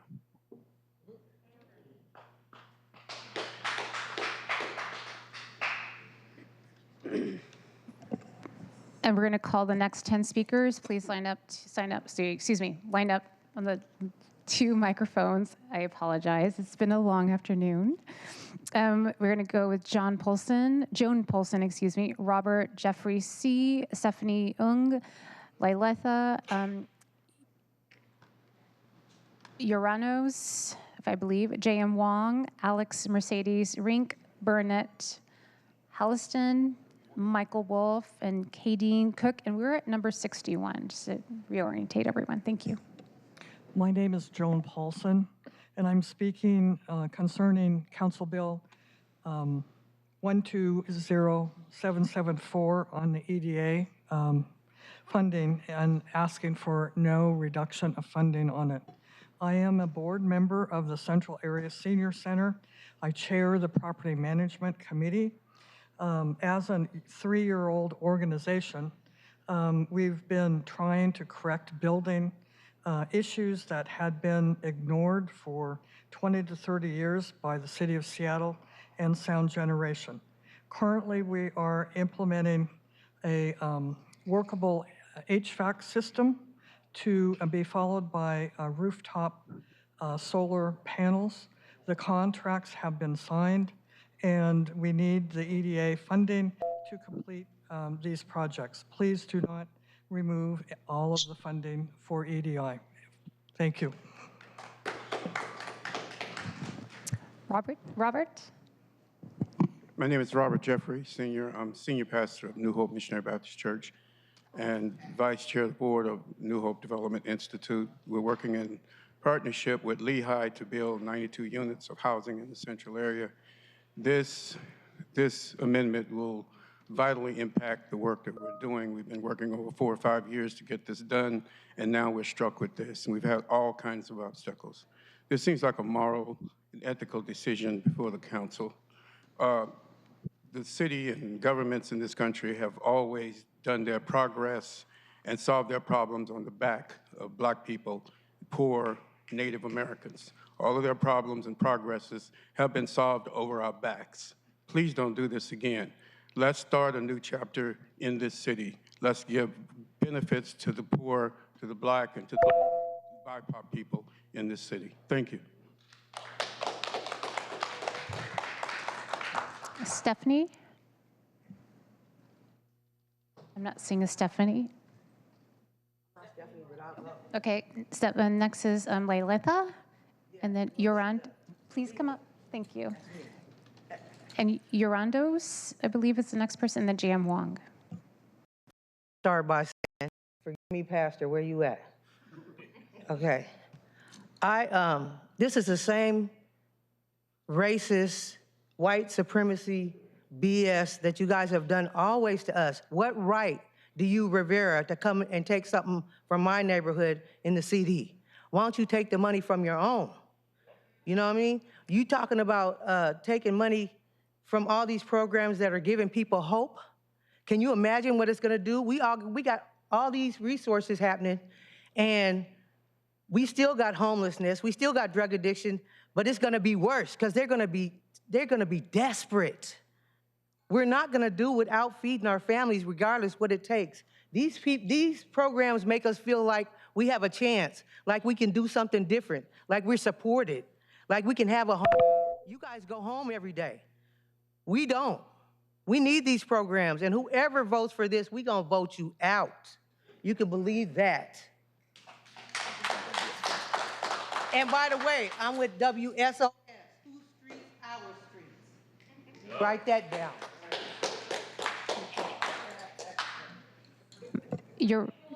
Uranos? Jordanos? Okay. Jordanos. Okay. JM Wong, Alexis, Mercedes, Rink.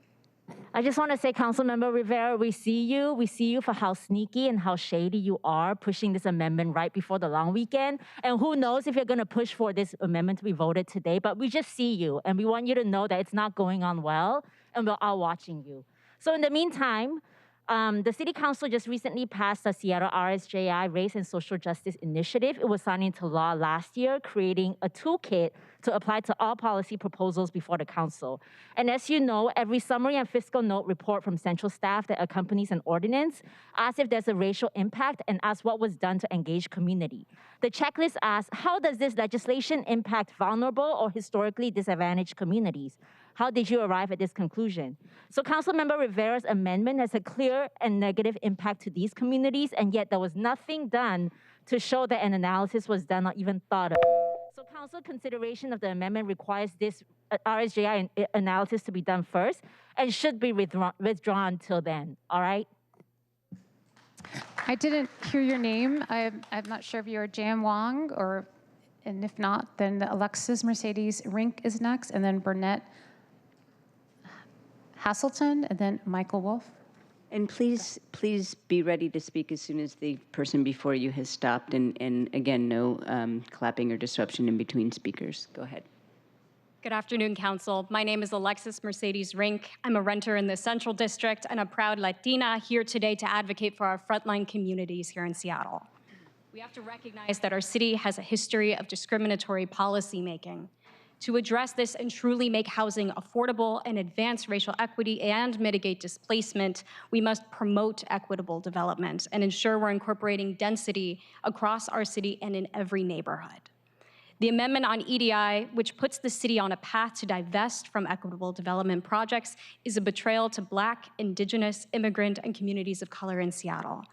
We cannot sacrifice these projects that are intended to remedy injustices. I urge you to please vote no on this amendment. If we are going to address the budget deficit equitably, we must implement progressive revenue options to protect critical programs. But most importantly, we must center the communities impacted before introducing legislation that threatens our safety and livelihoods. Nothing about us without us. Thank you. Burnett. Hi, remember me back in February? Money for housing, not police. No, don't worry, we're not doing a sit-in today. I'm not getting arrested. I'm somewhere I need to be. But I wanted to read a little bit from my arrest report, which was filed by Captain Steve Strand with the Seattle Police Department. And he said, I went to each individual protester and asked if their intention was to be arrested. And later reiterates, I approached the group and explained if they did not want to be arrested, or I asked the group if they wanted time to protest. That is not true. He did not do that. I know that because I was wearing my chest-mounted GoPro, the same one I've got now that recorded everything, and he just made that up. Now, what happened? I don't really care what happened to me. Nobody should care what happened to me, but I think a lot of even progressives, even progressive activists don't realize the extent to which police sometimes just make stuff up and put it in official reports. So, and he's a captain, joined SPD in '91, promoted to captain in 2020. So feel free to take some of that police money and give it to EDI funding. Thank you. Michael, then followed by Kadeen Cook. Good afternoon, Michael Wolf, Executive Director, Drive Forward. Delivery couriers have been at council meetings since January, asking for you to help as they've lost their earnings. How much longer do they have to wait? Restaurants have been telling you the delivery orders have collapsed and they've asked for your help. How much longer do they have to wait? Consumers have spoken and moved away from food delivery because of high costs as a result of broken legislation. How much longer do they need to wait for your help? Workers, small businesses, and consumers are asking for you to act. We continue to urge you to move forward with this legislation, and we are ready to help you understand these issues in any way we can. Thank you.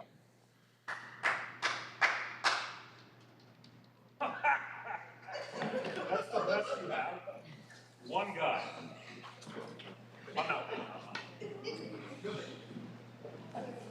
Hello, my name is Caden. I wasn't really planning on being here today. I went up to the University District and I picked up my graduation cap and gown today because graduation is happening in 2 weeks. But when I saw what was on the agenda today, I just took the link straight down here. I care deeply about this city and I try to advocate the best I can to get more people into affordable housing. So I see this EDI amendment as a full frontal attack on that. I think, you all ran on a platform of promoting affordable housing, promoting community, and I don't see how passing this amendment or even offering this amendment would help with that. I just want to say, Councilmember Rivera, this is just incredibly disappointing. I don't know if your intentions were as racist as this seems, but I think you need to own up to that and hopefully withdraw this amendment. Thank you. Last person for this group would be Eric Franwin, if I'm not mistaken, the last name, Eric Franwin. Am I seeing an Eric? Okay, we'll move to in-person. Oh, sorry, remote. Thank you, Jody.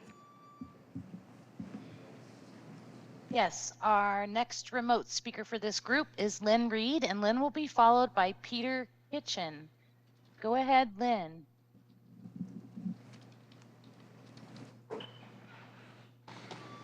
Good afternoon. My name is Lynn Reed, and I'm here today representing our members at Drive Forward. The revised pay-up legislation and amendments are a vital step in fixing the current pay-up law that took effect January 13th of this year. Restaurants and customers are highly impacted. We were disappointed to hear that there would not be a vote today to make necessary changes to reverse courier earnings new law hardship for customers impacted by higher fees. Uber recently publicly disclosed that they have lost 30% of their courier population in Seattle since pay-up took effect January 13th of this year.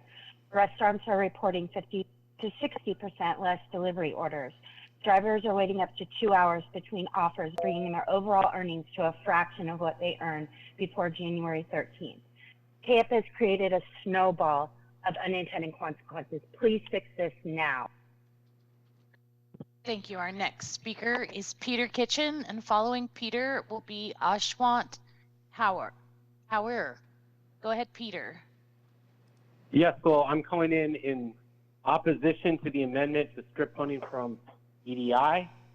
Let's call this what this is, an assault by the wealthiest, whitest, richest part of the city and its member to strip funding from communities of color and low-income communities. Even the manner in which it was done shows us the disregard and disrespect for these communities. Placing this amendment on the bar on a Friday to be heard on Tuesday over a holiday weekend is the height of disrespect and, quite frankly, racist. I know this council is full of clueless corporate stooges, but I hope that you will look this blatant systemic racism in the eye and say, no, this is too much for even us. Please don't repeal pay-up. It hasn't even had a chance to go into effect, but I really hope you can see how disrespectful and disingenuous and appalling this amendment is. Thank you. Thank you. Our next speaker is Ashwant Kaur, followed by Carl Nelson. Go ahead, Ashwant. Hello, my name is Ashwant Kaur, and I am a Seattle resident and a community member. I am joining community in urging City Council to vote no on Councilmember Rivera's amendment to CB 120774 to cut the EDI funding. I echo all previous comments speaking against cutting EDI funding. I repeat the note that this amendment was introduced after the bill's deadline and on a Friday before a long weekend. I additionally highlight that this long weekend commemorated. Saturday was African Liberation Day, a global commemoration of the political work for freedom, which includes economic liberation for Black and African people. Monday was Memorial Day, a day of honoring fallen military personnel who died protecting the very democracy that Councilmember Rivera spits on with the tactics used to sneak in this amendment. And yesterday was Black Wall Street celebrating the legacy of a once thriving African American business district. Here we are a century later facing yet another attempt to undermine Thank you. Our next speaker will be Carl Nelson. Following Carl will be Aiden Carroll. Go ahead, Carl. Hi there. My name is. Hello, can you hear me? Yes. Okay. Hello. My name's Carl Nelson. I'm a resident of District 4. I just wanted to chime in and speak in favor of fully funding the EDI, as well as in strong opposition to the amendment to CB 12774. The amendment threatens to axe critical projects like about 130 units of affordable housing in the CD, a youth achievement center in the Rainier Valley, and more community gardens. In short, things that make our city a desirable and likable place to live, especially for normal people who are not wealthy and who have unfairly borne the brunt of our incredible growth and success. The amendment also threatens to derail the city's commitment to racial justice and the effects of displacement at a time when homelessness is increasing and disproportionately affecting communities of color. I urge the city to keep its promise to fully fund the Equitable Development Initiative, and if necessary, seek out new and progressive revenue sources to do so. Also, I just want to chime in and also say, don't cut gig worker pay. We can all see. Thank you. Our next speaker is Aiden Carroll, and following Aiden will be Lucas O'Brien. Go ahead, Aiden. The gig worker movement has made itself here shown today very clearly. There are certainly restaurants in opposition who are scared because of the sabotage we have discussed that the apps are putting on them.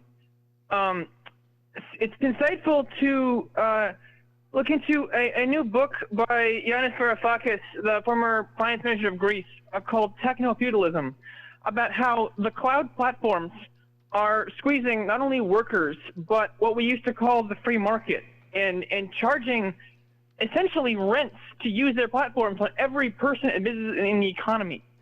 These platforms are fundamentally changing the game for everyone and everything. And whether you want to save capitalism or not, we're going to have to socialize these platforms.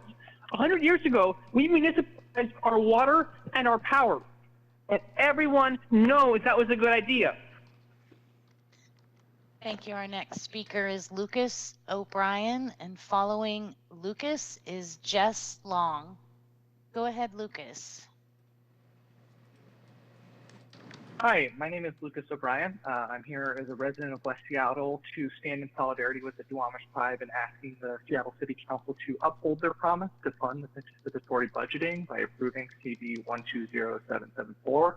I'm asking the council to both, one, follow through with assigning the $27 million in funds to each of the 6 winning participatory budget projects, including the Duwamish-centered community center, and 2, to dismiss the amendment submitted late Friday by Councilmember Rivera that would gut the $25 million in funds for the Equitable Development Initiative, effectively pitting BIPOC communities against each other.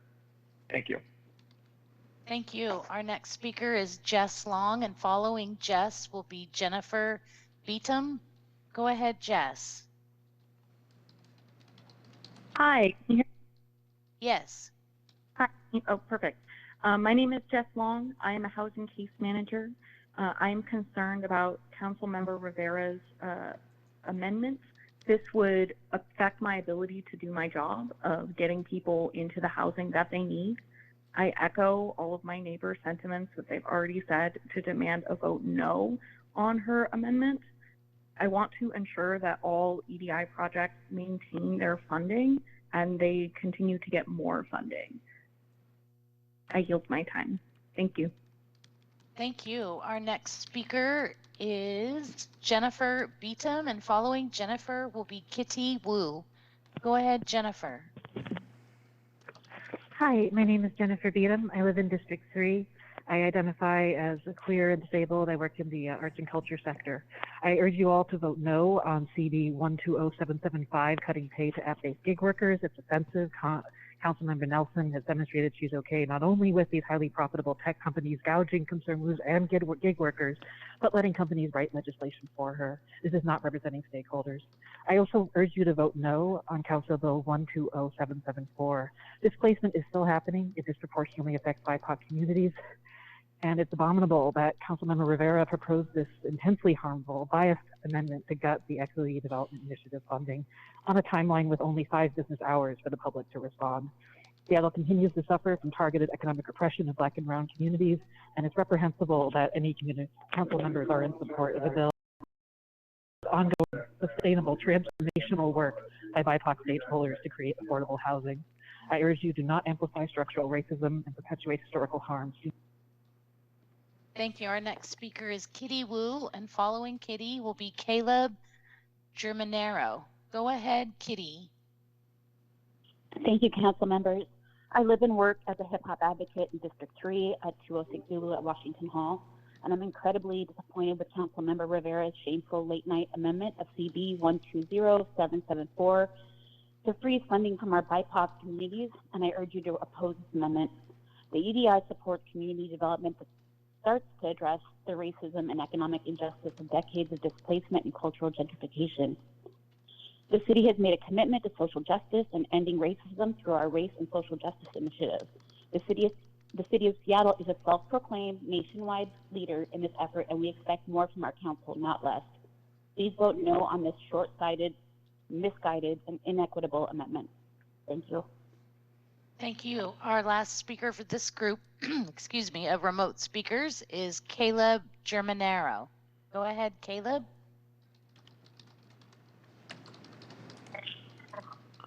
Hi, my name is Dr. Caleb Germanero, and I'm representing Escalitas Library to oppose the amendment. So Escalitas Library has itself been in an intense 2-year negotiation process because of the long-lasting effects of redlining and environmental racism as we combat environmental impacts of a brown site. So in EDI, a lot of the sites that we are acquiring are contaminated, and so that's hence the ability that it takes quite a bit of time to negotiate and figure this out. And City Council broadly has not advocated on our behalf to the state to help with this cleanup. So we can't just jump right into acquisition because the contaminated site goes across city entities across all of Beacon Hill. And so we are asking that for more time to be able to do this and or the City Council to actually help. Also, I want to highlight that Nikita Oliver didn't get to speak their piece, so gonna advocate.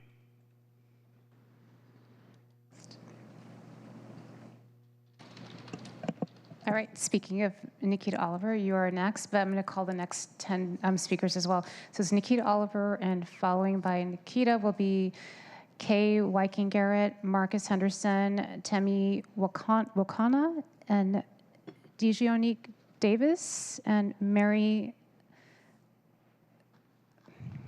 Lucachis, and Kimberly Wolf, and then followed by Shaylee, I believe, from the NAACP. Go ahead. Thanks, Caleb, for remembering I didn't get to speak. So I'm the Executive Director of Creative Justice located at Washington Hall in D3, where I both live and work. And I've been partnering on the Youth Achievement Center with Africatown Community Land Trust and Community Passageways, which is one of the projects EDI would defund if this amendment goes through. In the lobby, it says, "Let there be no question, Black Lives Matter here." The EDI amendment, the 23% increase for Seattle Police Department, the trying to absorb the $27 million for participatory budgeting, and not making sure gig workers get their pay, says the exact opposite when it comes to Black, brown, and Indigenous communities. I left a house visit to make this public comment. I was trying to do it online, but for maybe a nefarious reason, I could not unmute. I'm gonna assume that's not the case. Our communities do not have the time nor capacity to organize around last-minute amendments that will take away the little bit that we receive from this city. We provide a valuable public safety effort to make sure that people have exactly what they need. And I actually believe that you all owe us more. So your next amendment had better be giving us more budget. Kay Wyking Garrett, and then Marcus Henderson. Wyking left. Okay, thank you. Marcus Henderson. Okay, Temi Wakana. Teme Wakoma. My name is Teme Wakoma. I am a 5th generation Central District resident. I have seen firsthand how our community has been divested in. It's impacted me personally. I also run the Sankofa Theater. So when we're talking about EDI and divesting in our communities, you're talking directly to me and the people that I serve and the people that I grew up with. I see that you have an indigenous character as your corporate seal, but how could you have that corporate seal and not uplift BIPOC communities? What gives you the right to divest into us? What tells you that, hey, in this lifetime, I want to support systematic racism? Because everywhere you look, you see the destruction that it costs. I want to just make sure that I say my piece and I speak directly to you, Ms. Rivera, and say, is this the lifetime where you want to carry that guilt?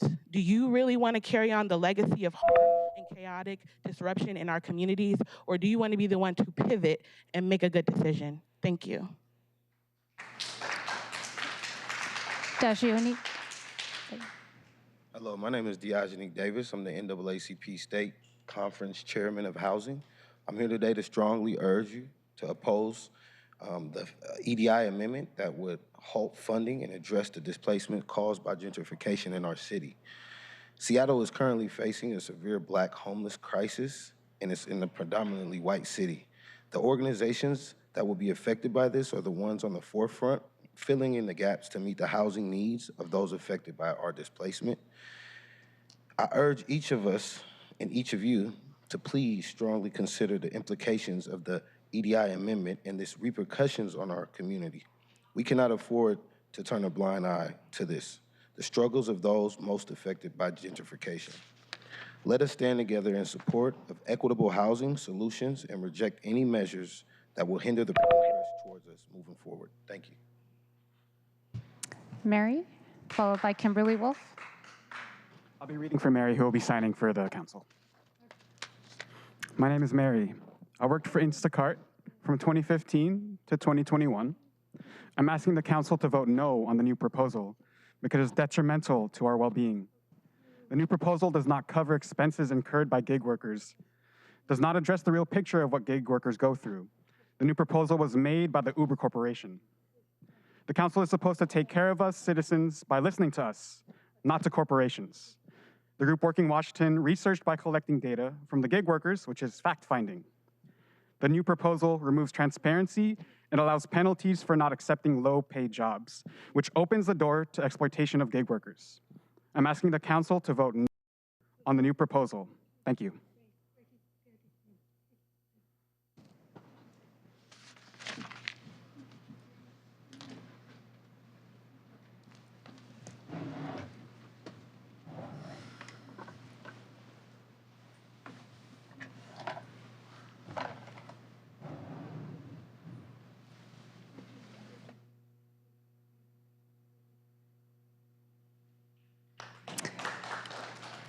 Kimberly Wolf.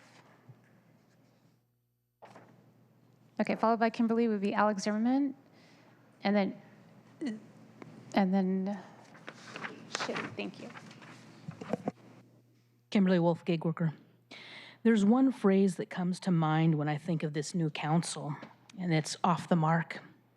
To put it forward a bill that guts the original fair and reasonable pay-up law while not actually solving any issue that arose after January is off the mark. To push a bill pretty much written by big app companies and to never have a full shareholdering process so that you're read in to exactly what's happening and what is actually needed is off the mark. You know, the conflicting stories that you're hearing about order volume is because of apps throttling and messing around with the algorithms, right? It's not about the law. And to speak on another subject, I'd like to leave you with an example of proper boating rules. The larger ship, for which it's harder to make a turn, has the right-of-way. The smaller ship, that's more nimble and able to turn, is the one who's supposed to go away. EDI is a large ship due to the scope of projects being years long. To interrupt that is to harm vulnerable communities for years. Again, off the mark. So when you're looking for things to cut, you need to be looking toward a more nimble, short-term thing that has been addressed. Thank you. Oh, I don't see him. So, Shaylee.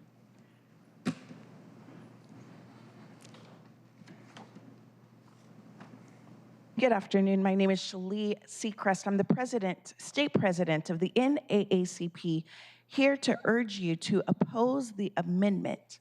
NAACP, we understand the challenges of having to balance a budget, but don't balance your budget off of the backs of Black people. This amendment, it takes off much needed funding. NAACP, we understand that you all are challenged of making it on the broken pieces, but don't balance the budget off of the backs of Black people. Instead, invest inside of the Black organizations that are standing in the gaps that's actually saving money. Invest in the Youth Achievement Center, invest in Africa Town, invest in Wana Nawari. These are community anchors that have been filling in and doing the work. Do not balance the budget on the backs of Black people. Shalee with the NAACP. Thank you.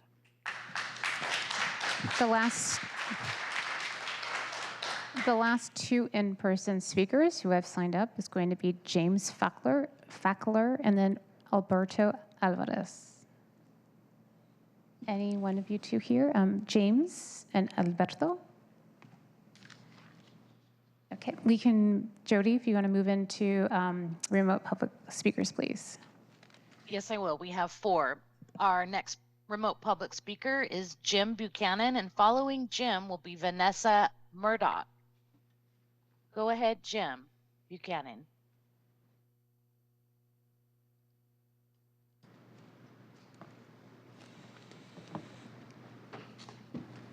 Hello, I'm Jim Buchanan, president of Washington State African American Cannabis Association, and first-generation community member in the Central District.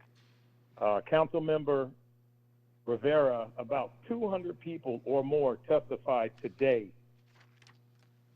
to not support your amendment. What kind of joke is this? Who is supporting it? Who is behind it? Who's lobbying you? Who else on the council has the you-know-what to vote for this? We would like to see. We will watch and see. This is ridiculous, and we will not accept it in our community. We need you out of office submitting stuff like this. Point, period, bottom line. We also advocate for the participatory budget to go back to its original purpose that it was lobbied for and created for in 2020 and 21. Thank you. Thank you. Our next speaker is Vanessa Murdoch, and following Vanessa will be Tiffany McCoy. Go ahead, Vanessa. Good afternoon, council members. My name is Vanessa Murdoch, and I am the Executive Director of the Seattle Planning Commission. I appreciate you taking in all of the comment today. I have been listening along with you.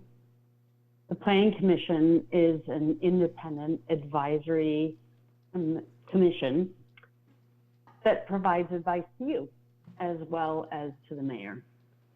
We have been supportive of EDI, the Equitable Development Initiative, since its inception in 2015, which was noted by previous commenter Diane Sigamura, previous director of the Department of Planning and Development.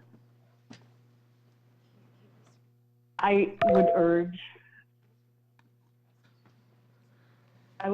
the council to consider the amendment being proposed by Councilmember Rivera.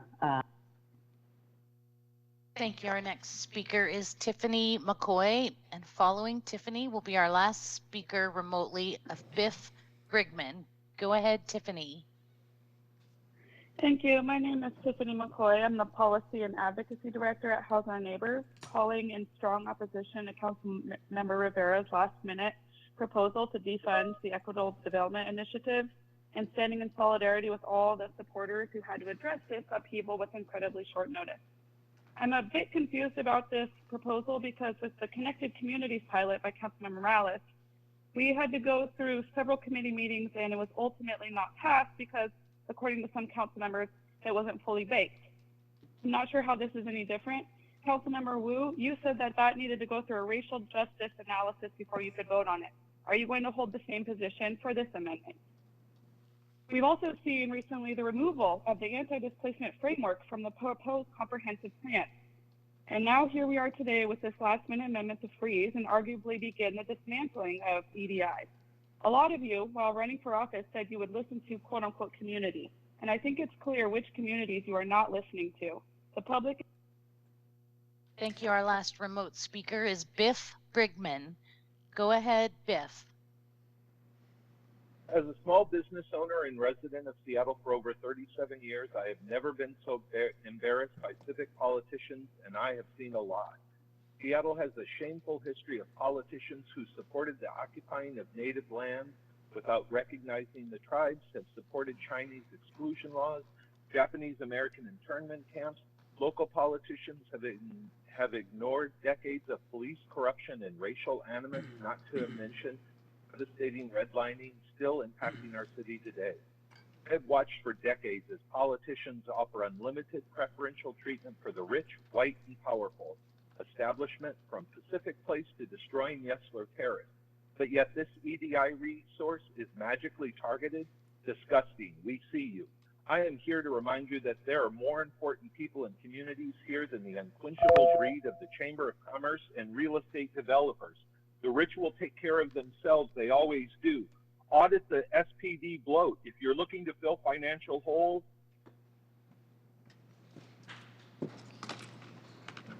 Thank you, Jody. We'll move into one last in-person speaker, which is Cesar Garcia.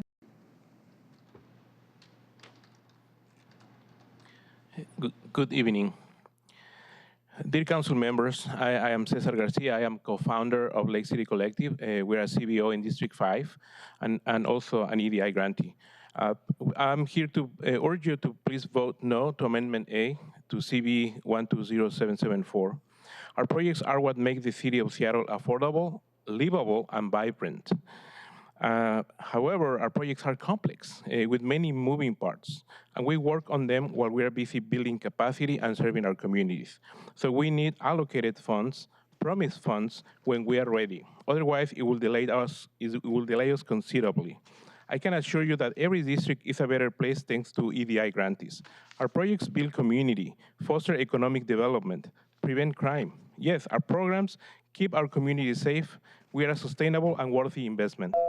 Our EDI project has been the extension of the city government during the pandemic when we were open while the city was closed. We are resilience hubs. We are our people's hope. Concejal Rivera, te extiendo una cordial invitación a visitarnos a nuestro centro. Thank you, and please vote no to the amendment. Thank you. Thank you for your time. That is our last in-person speaker. Thank you. All right. Thank you very much, everyone, for your patience and for your engagement. So at this point, the public comment period is closed, and I am going to call a 5-minute recess because we have people here who've been working very hard keeping the whole thing going, and I want to provide a break before we get to our next item. So that means that we will convene at 5:28. So we are now in recess.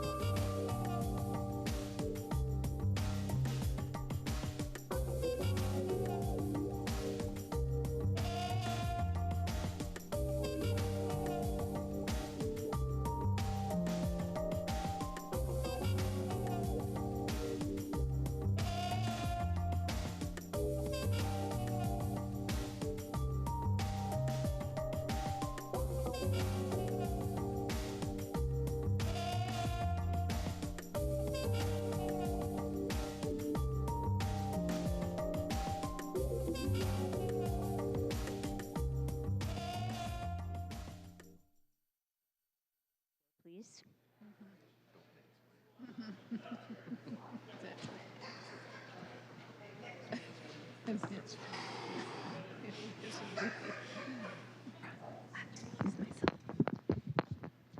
Okay, so the council meeting is now back in order. We will take the roll. It is 5:34. Will the clerk please call the roll? Councilmember Kettle. Councilmember Moore. Present. Councilmember Morales. Here.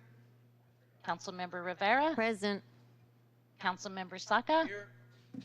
Councilmember Strauss. Present. Councilmember Wu. Present. Councilmember Hollingsworth. Here. Council President Nelson. Okay, we're all here. Yes, nine present. Thank you. All right, so if there is no objection, the introduction and referral calendar will be adopted. Hearing no objection, the introduction and referral calendar is adopted. Okay.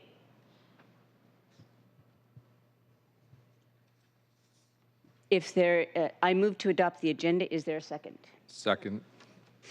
It's moved and seconded to adopt the agenda. If there is no objection, the agenda will be amended to remove item 1, Council Bill 120775. Second. Okay, hearing no objection, the agenda is amended to remove item 1. Are there any comments on the amended agenda? Council President, I move to amend the agenda. I move to amend to remove item 2 from the agenda, Council Bill 120774. Okay, thank you very much. We will take the amendment of the removal of item 1 first. Oh. Because didn't you? I have a comment. May I? Hold on a second. So there is an objection, so we will now proceed to a roll call vote. I would like to explain that I am moving to remove this item because there are amendments that central staff needs more time to process, and because there's some council members that requested more time for stakeholdering. Council President, point Go of ahead. Council President, point of order. Yes. Are we voting on removing item 1 from the agenda right now? Yes, that is Thank you. yes. Okay. I have comment. Is this? Councilmember. Well, if Councilmember Morales, I'm sorry, I didn't mean to just call you by your last name. Councilmember Morales, if you wanted to speak first, you had your hand raised. Okay. Thank you. I've been called worse, so thank you. Colleagues, I will say that I had asked central staff to draft several amendments that might have made this bill better, but the truth is the only way to make this bill better is to reject it. I do know that the mayor offered to convene stakeholders to see if some compromise could be reached. I know that council members Moore and Hollingsworth also did attempt to work with stakeholders. And the fact is that the companies have rejected efforts to address the minimum wage, the retaliation provisions, the transparency revisions. So,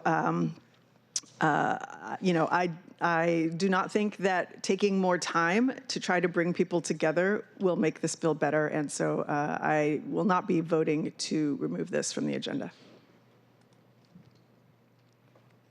Councilmember Hollingsworth. Thank you, Council President Nelson. Thank you, Councilmember Morales, for those comments. I was one of the people that had asked the Council President for more time on this bill. Councilmember Moore and myself held a stakeholdering meeting a week ago. We brought all stakeholders to the table, a robust stakeholdering meeting, and I do think that more work can be done on this. I know that asking for another how many days, the longer we continue this going. I know that it takes a lot of time from people. I know that restaurants are continuing to contact us, drivers, but I do want to see a robust process so we can get to a good policy bill. So that's why I had asked Council President to take this off the agenda, and she obliged, and hopefully the rest of my colleagues will vote to approve that. Thank you. Councilmember Wu. So I just want to let the record reflect that I am exercising Rule 5A Not vote on this procedural motion pursuant to Council Rule 5A2. Thank you. Councilmember Moore. Thank you, Council President. I just wanted to echo the comments of Councilmember Hollingsworth, who has taken the lead on bringing the stakeholders together, and I really want to thank her for doing so. I understand that people are sort of a little bit tired of this, but I really do genuinely believe that the meeting that we had last week was sort of the first opportunity where we were all in a room together and people were actually listening to one another, and we began a process. And I think I know there's belief that that process happened last year when the bill passed, but this is a new bill and it's a new process, and I think it behooves us to give it a little additional time because we've begun those conversations, and I'm hopeful that they will continue to be productive. So I will be supporting, voting in favor of this. Thank you. Thanks. Councilmember Strauss. Thank you, Council President. I do support the additional stakeholdering, and I thank you, colleagues, for setting that up. I will be voting no on this motion, though. Thank you. Thank you. Any other comments? Okay, will the clerk please call the roll on the vote to amend the agenda by removing item 1, Council Bill 120775. Councilmember Kettle. Aye. Councilmember Moore. Aye. Councilmember Morales. No. Councilmember Rivera. Aye. Councilmember Saka. Aye. Councilmember Strauss. No. Councilmember Wu. Abstain.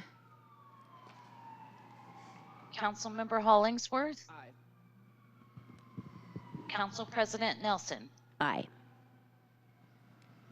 6 in favor, 2 opposed, 1 abstention.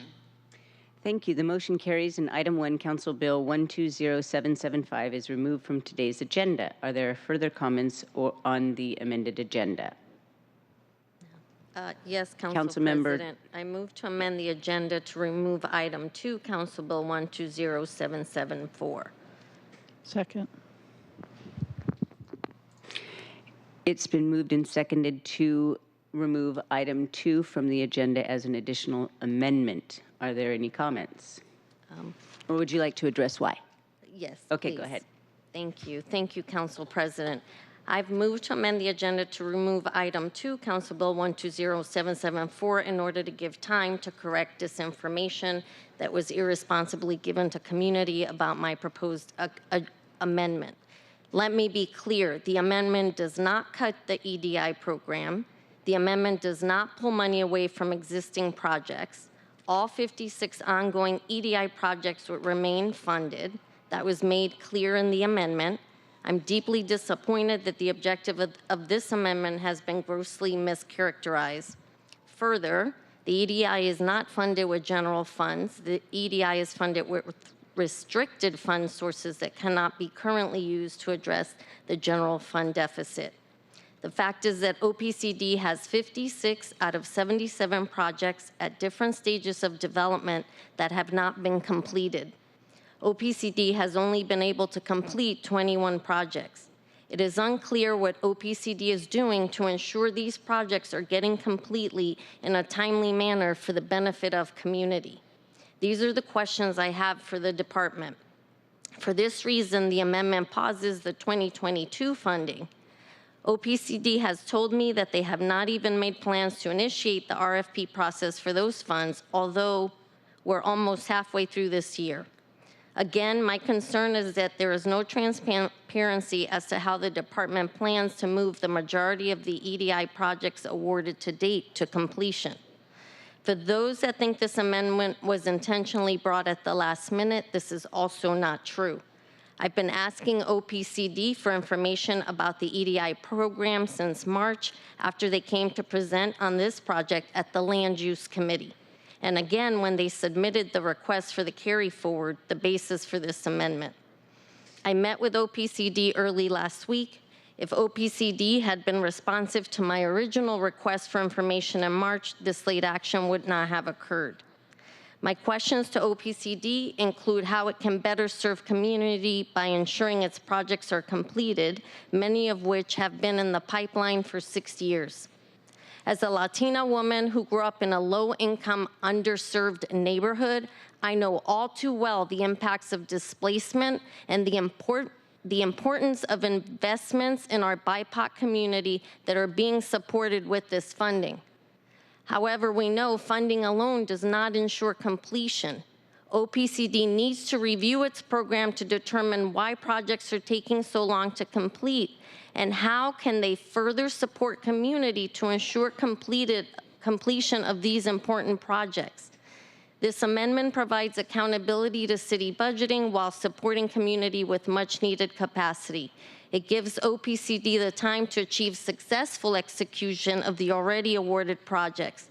This amendment holds the department accountable to working with community to complete these projects. Thank you. Thank you. Councilmember Rivera, it sounded like you said this amendment halts. I think you said this amendment halts projects for 2022. Did you mean 2024? 2024. It moves the existing projects are not impacted by the amendment that I brought. Right. It just pauses the 2024 funding to give the OPCD an opportunity to get those 56 projects moving toward completion.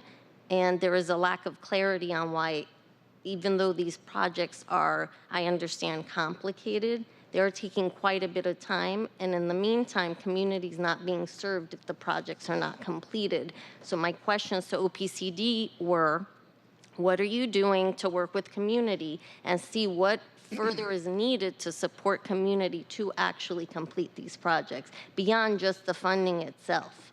Okay, thank you very much. Councilmember Hollingsworth, is that an old hand or a new one? It's a new one, but I know Councilmember Morales was first. Go ahead, Councilmember Morales. Okay, thank you. The first thing I want to do is thank everybody who came out, who sent emails, who spent 3 hours here making their voices heard and participating in democracy, and making sure it was very clear where our community stands on this issue. I don't know what benefit would accrue from tabling this legislation. We had over 3,000 emails over the weekend. And frankly, if you want to propose legislation that rolls back commitments made to Black and Brown communities, at least have the courage to stand by your legislation and vote on it, or acknowledge that you made a mistake and withdraw it. This legislation, this program, the EDI program funds projects that are at various stages. We heard from people for 3 hours about why it takes so long. These are not practiced developers who are participating in this program. These are community-based organizations who want to create senior housing or want to create a cultural anchor for their constituents in their community. They don't understand and have the expertise of traditional developers. That's why this takes so long. That's one reason why. Another reason why this takes so long is because, as we've heard from the Office of Housing, or would have heard in their presentation that they were going to present last week, it takes 3 or 4 years sometimes to cobble together the funding for site acquisition. It takes another 3 or 4 years sometimes to cobble together the funding to actually do the construction projects. And that's if you are already an experienced developer. So it is not surprising at all to me that these projects take a long time. The whole purpose of this program was intended to support and provide do the right thing for their communities, to create housing, to create childcare, to create cultural centers, to create senior programs or senior housing. That's what this program is intended to do. And we don't ask the Office of Housing to put their money back in the general fund or back in the pot because their capital projects are taking a long time. We don't ask SDOT to put their money back in the pot because their capital projects are taking a long time. It is interesting to me that the programs that are meant to assist with reversing harm done to communities of color are more closely scrutinized than other programs in the city and are consistently at risk of being defunded more than other programs in the city. So I don't think that waiting or getting any more information is necessary. We have EDI as a commitment to investing for the long term in reversing the harm that has been caused by future past practices and past policies of our city. And the way that we reinvest in our neighborhoods, is not to take our foot off the gas to repair past harms, but by continuing to invest and make sure that we do give the technical assistance and other support that is needed to make sure that these programs are successful. They take time. Development projects take time. And if you're not an experienced developer, it takes longer. But that doesn't mean that we withhold funding from your program so that you can't continue to execute on your program. It means that we make sure you get what you need to do it right. So I will be voting no on tabling, on withdrawing this amendment or whatever the motion is. Councilmember Hollingsworth? Yeah, thank you, Council President. I'm actually going to be voting no on this. I was a no on the amendment. I do understand that our Office of Planning and Community Development needs to improve some of their systems, how we track, provide reports, have the improved systems, transparency, and a better understanding. I get that, but I also know that I was looking at a lot of the projects that I know that are not, from the explanation, are not being impacted, but future projects. Central Area Senior Center serves $5 hot meals to our community and elders. Art Noir, community-based art gallery ran by a dynamic mother and daughter duo who serve as an anchor to the Black history and community. Africatown Land Trust, they're taking applications on 23rd and Union. Fame Housing, Pastor Anderson came here. Bryant Manor, 3-bedroom units. CAYA, Wanawari, Hip Hop is Green, an organization that does programming to show kids about how important it is to eat, cook, and access green veggies. Nurturing Farms, Urban Family, all these groups, I know them personally, and I don't think this sends the right message as we are trying to, balance our budget, understand all those pieces. Capital projects in our city take the most amount of time, and a lot of these organizations, they need technical assistance to understand about capacity building and understand about, getting permits and understanding these pieces. It takes a long time, especially when you're building capacity to communities that have been significantly underserved in our communities. And I know that is not the intention of this. Councilmember Rivera, I know your heart is in the right place, but I also know that these have unintentional consequences. And I don't think this is sending the right message for our Seattle values about building community. I do support reports and detailed information about the projects, but I'm a no today. I'll be a no next week. I'll be a no the following Tuesday and the following Tuesday for this amendment. So I don't need to withhold it, but that's the end of my message. Thank you. Councilmember Rivera. I want to respond, and I appreciate the comments of my colleagues. Again, the amendment was not to withhold those 56 projects that have already been awarded. Those can move forward. My questions are related to some of what my colleagues discussed in terms of community not having the expertise. That is true. And so I am not hearing from OPCD, how are they helping community get the expertise or get what they need to complete these projects? That is not going to happen by itself. And in the interim, I'm not hearing from OPCD how they're helping community with these projects, given that they may not have the expertise. So what's next? So this is what I mean about the funding alone doesn't help. You need to help community with the things that they may need access to beyond just the funding, so that these projects do get created. And this is why I was wanted to vote it for the carry forward, so those projects can move forward, but was voting to hold back this year's funding that has not been allocated to give OPCD the opportunity to work with community to get those projects done and to determine are there things that they themselves told me earlier last week when we did finally meet, that they are looking at the program to see what tweaks need to be made so that it could be, they can help community effectuate the completion of these programs. So I look forward to hearing back from the department as to what changes they may be proposing for the program in order to help community be able to complete these programs. It's for this reason that I brought forward the amendment for just the 24 funds, to give them the opportunity to to move forward with those 56 projects. That is a sizable number of projects, and I want to make sure that those projects get completed.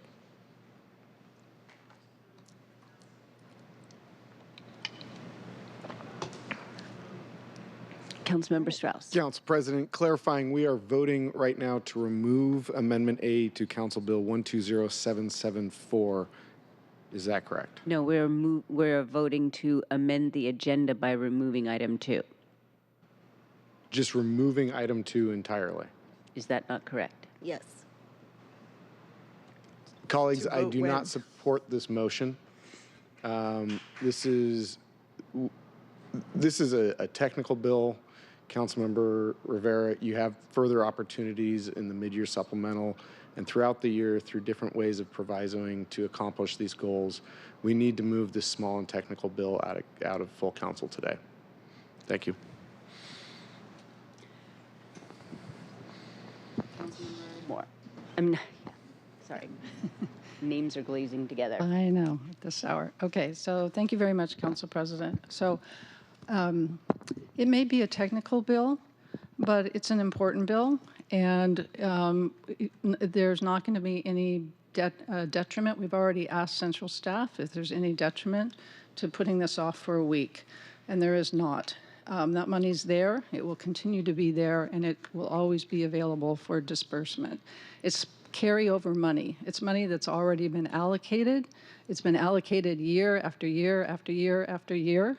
Councilmember Rivera's amendment continues to allocate the $51 million.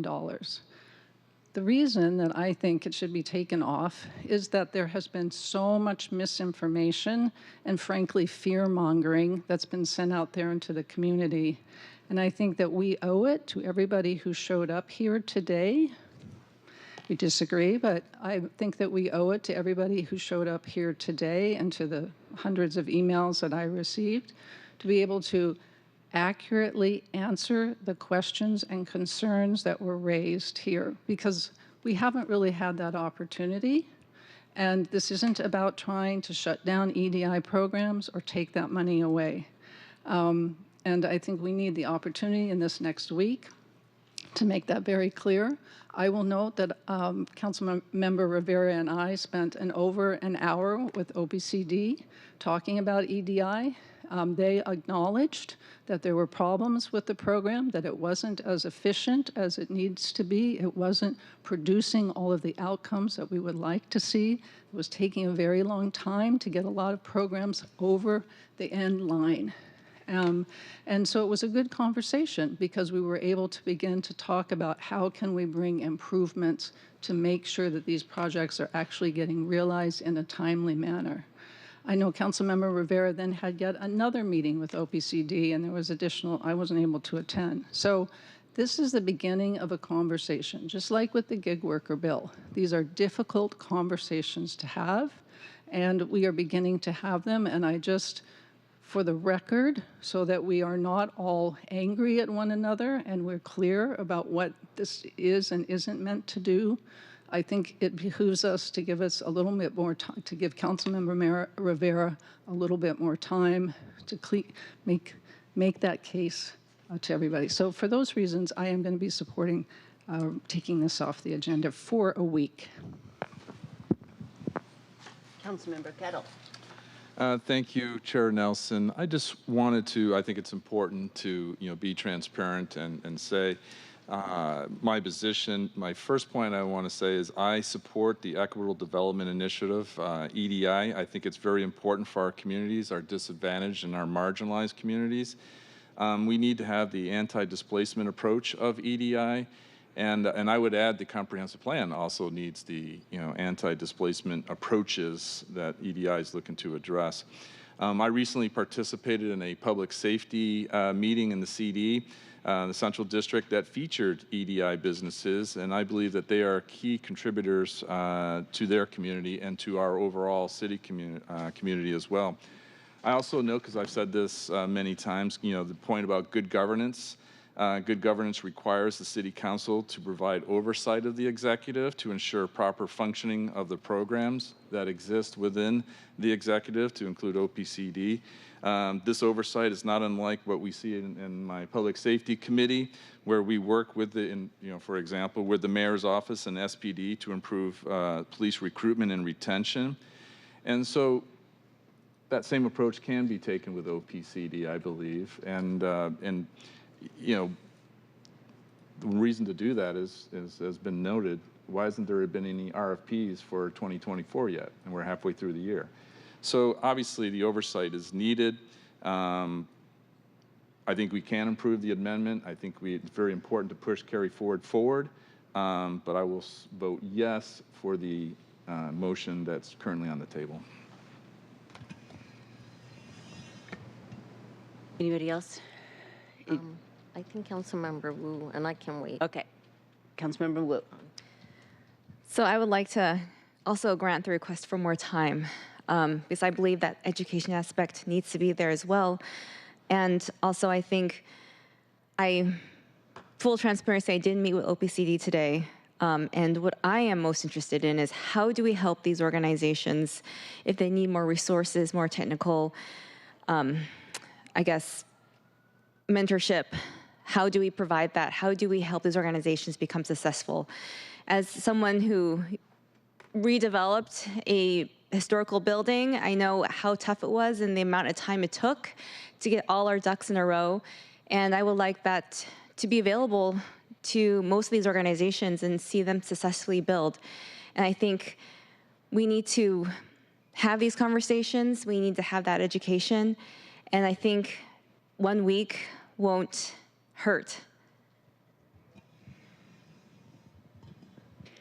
Okay. Councilmember Rivera, yes. One last thing I didn't address was the only reason this program came up now was in the context of they asked for a carry forward from 2023 into this year. And this is why this is coming up now for this program. It wasn't because out of nowhere I drew attention to this program. In the context of the carry forward, which we voted on a couple weeks ago, and I had questions about OPCD, as I said earlier, questions for OPCD about EDI. Once this came up as part of that carry forward conversation, this is why I wanted to learn more, and I wanted to know why these programs were just we're not moving forward, after some of them 6 years in the pipeline. I understand OH projects also take some time, but a lot of those projects take 3 years. So I'm trying to understand the process, and I'm trying to understand, as I said earlier, how can we help community with the resources that they need beyond this funding to actually accomplish this, completing these projects. Thank you. All right, if there aren't any other further comments, will the clerk please call the roll on the amendment to remove item 2 from the agenda? Councilmember Kettle. Aye.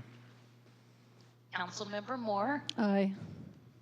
Councilmember Morales. No. Councilmember Rivera. Aye. Councilmember Saka. Aye. Councilmember Strauss. Nope. Councilmember Wu. Yes. Councilmember Hollingsworth. No. Council President Nelson. 6 in favor, 3 opposed. Okay, the motion carries. In item 2, Council Bill 120776, if that is correct, 774, excuse me, 774. has been removed from today's agenda. If there are no other comments on the agenda, let's see. I move to adopt the agenda as amended with item 1 and 2 removed. Seeing no further comments, the agenda is adopted. All right, that means we will move to agenda item 3. Will the clerk please read the title into the record? Council President, are we at the adoption of the consent calendar? I forgot about that. Yes, sorry about that. We'll now consider the proposed consent calendar. Items on the consent calendar include the minutes of May 21, 2024, Council Bill 120791, payment of bills, 2 bills from the Select Budget Committee. Are there any items council members would like removed from today's consent calendar? Hearing none, I move to adopt the consent calendar. Is there a second? Second. Thank you. It's been moved and seconded to adopt the consent calendar. Will the clerk please call the roll on the adoption of the consent calendar? Councilmember Kettle? Aye. Councilmember Moore? Aye. Councilmember Morales? Yes. Councilmember Rivera? Aye. Councilmember Saka? Aye. Councilmember Strauss? Yes. Excuse me. Councilmember Wu? Yes. Councilmember Hollingsworth? Yes. Council President Nelson? Aye. 9 in favor, none opposed. The consent calendar items are adopted. Will the clerk please affix my signature to the minutes and legislation on the consent calendar on my behalf? All right, scrolling down. Will the clerk please read the title of item 3 into the record? The report of the Parks, Public Utilities, and Technology Committee, Agenda Item 3, Council Bill 120790. All right. Relating to Seattle Public Utilities, authorizing the General Manager and Chief Executive Officer of Seattle Public Utilities or designee to execute an interlocal agreement with King County to receive payments for the disposal of residential waste from material recovery facilities in the city of Seattle. The committee recommends the bill pass. Thank you. Councilmember Hollingsworth, as chair of the committee, you're recognized to provide the committee report. Thank you, Council President Nelson. So this bill pertains to Seattle Public Utilities entering into an agreement with King County. This is a simple interlocal agreement, which we receive payments for disposal of waste from different parts of the county. The city of Seattle processes it, and the county repays them funding. This passed in favor, four in favor, sorry, I can't read today. 4 in favor, none opposed, and it was brought forth by our Seattle Public Utilities Department. Thank you. Thank you. Are there any comments on the bill? Seeing none, will the clerk please call the roll on the passage of the bill? Councilmember Kettle? Councilmember Moore? Aye. Councilmember Morales? Sorry, could not hear that. Yes. Councilmember Morales? Yes. Thank you. Councilmember Rivera? Aye. Councilmember Saka? Aye. Councilmember Strauss? Yes. Councilmember Wu? Yes. Councilmember Hollingsworth? Yes. Council President Nelson? Aye. 9 in favor, none opposed. The bill passes and the chair will sign it. Will the clerk please affix my signature to the legislation on my behalf? All right, we are now going to combine items 4 and 5. Please read items 4 and 5 into the record. The report of the Sustainability City Light, Arts, and Culture Committee, Agenda Items 4 and 5, Council Bill 120786 and 120787, relating to City Light Department, accepting the following easements for electrical distribution rights in King County, Washington, and also relating to the City Light Department, accepting the following easements for electrical distribution in King County. The committee recommends that both bills pass. Thank you very much. Items 4 and 5 have been read into the record together and will be addressed together. The council will still vote on these items individually. Councilmember Wu, as chair of the committee, you are recognized to provide the committee report. Yes, thank you. So Seattle City Charter requires that all acquisitions and disposal of real property interests must be by ordinance. So City Light periodically will, and usually annually, will request the council accept by ordinance the electrical service easements acquired through changes in the distribution system and through land use permitting actions. So Council Bill 120786 accepts the 51 distribution easements that have been received and recorded since the previous distribution easements. And an easement is an agreement between a property and the City Light to allow to have City Light put something there. And so distribution systems can be overhead, they can be underground, or a combination of both. And Council Bill 120787 accepts the 182 platted easements providing required property rights for electrical facilities. And these easements are contained in short plats or boundary adjustments, and unit lot subdivisions. All right. Are there any comments or questions on item 4 or 5? Seeing none, we will first vote on item 4, Council Bill 120786. Will the clerk please call the roll on the passage of item 4, Council Bill 120786? Councilmember Kettle. Aye. Councilmember Moore. Aye. Councilmember Morales. Yes. Councilmember Rivera. Aye. Councilmember Saka. Aye. Councilmember Strauss. Yes. Councilmember Wu. Yes. Councilmember Hollingsworth. Yes. Council President Nelson. Aye. 9 in favor, none opposed. Thank you very much. The bill passes and the chair will sign it. Will the clerk please affix my signature to the legislation on my behalf? All right, item 5 has already been read into the record.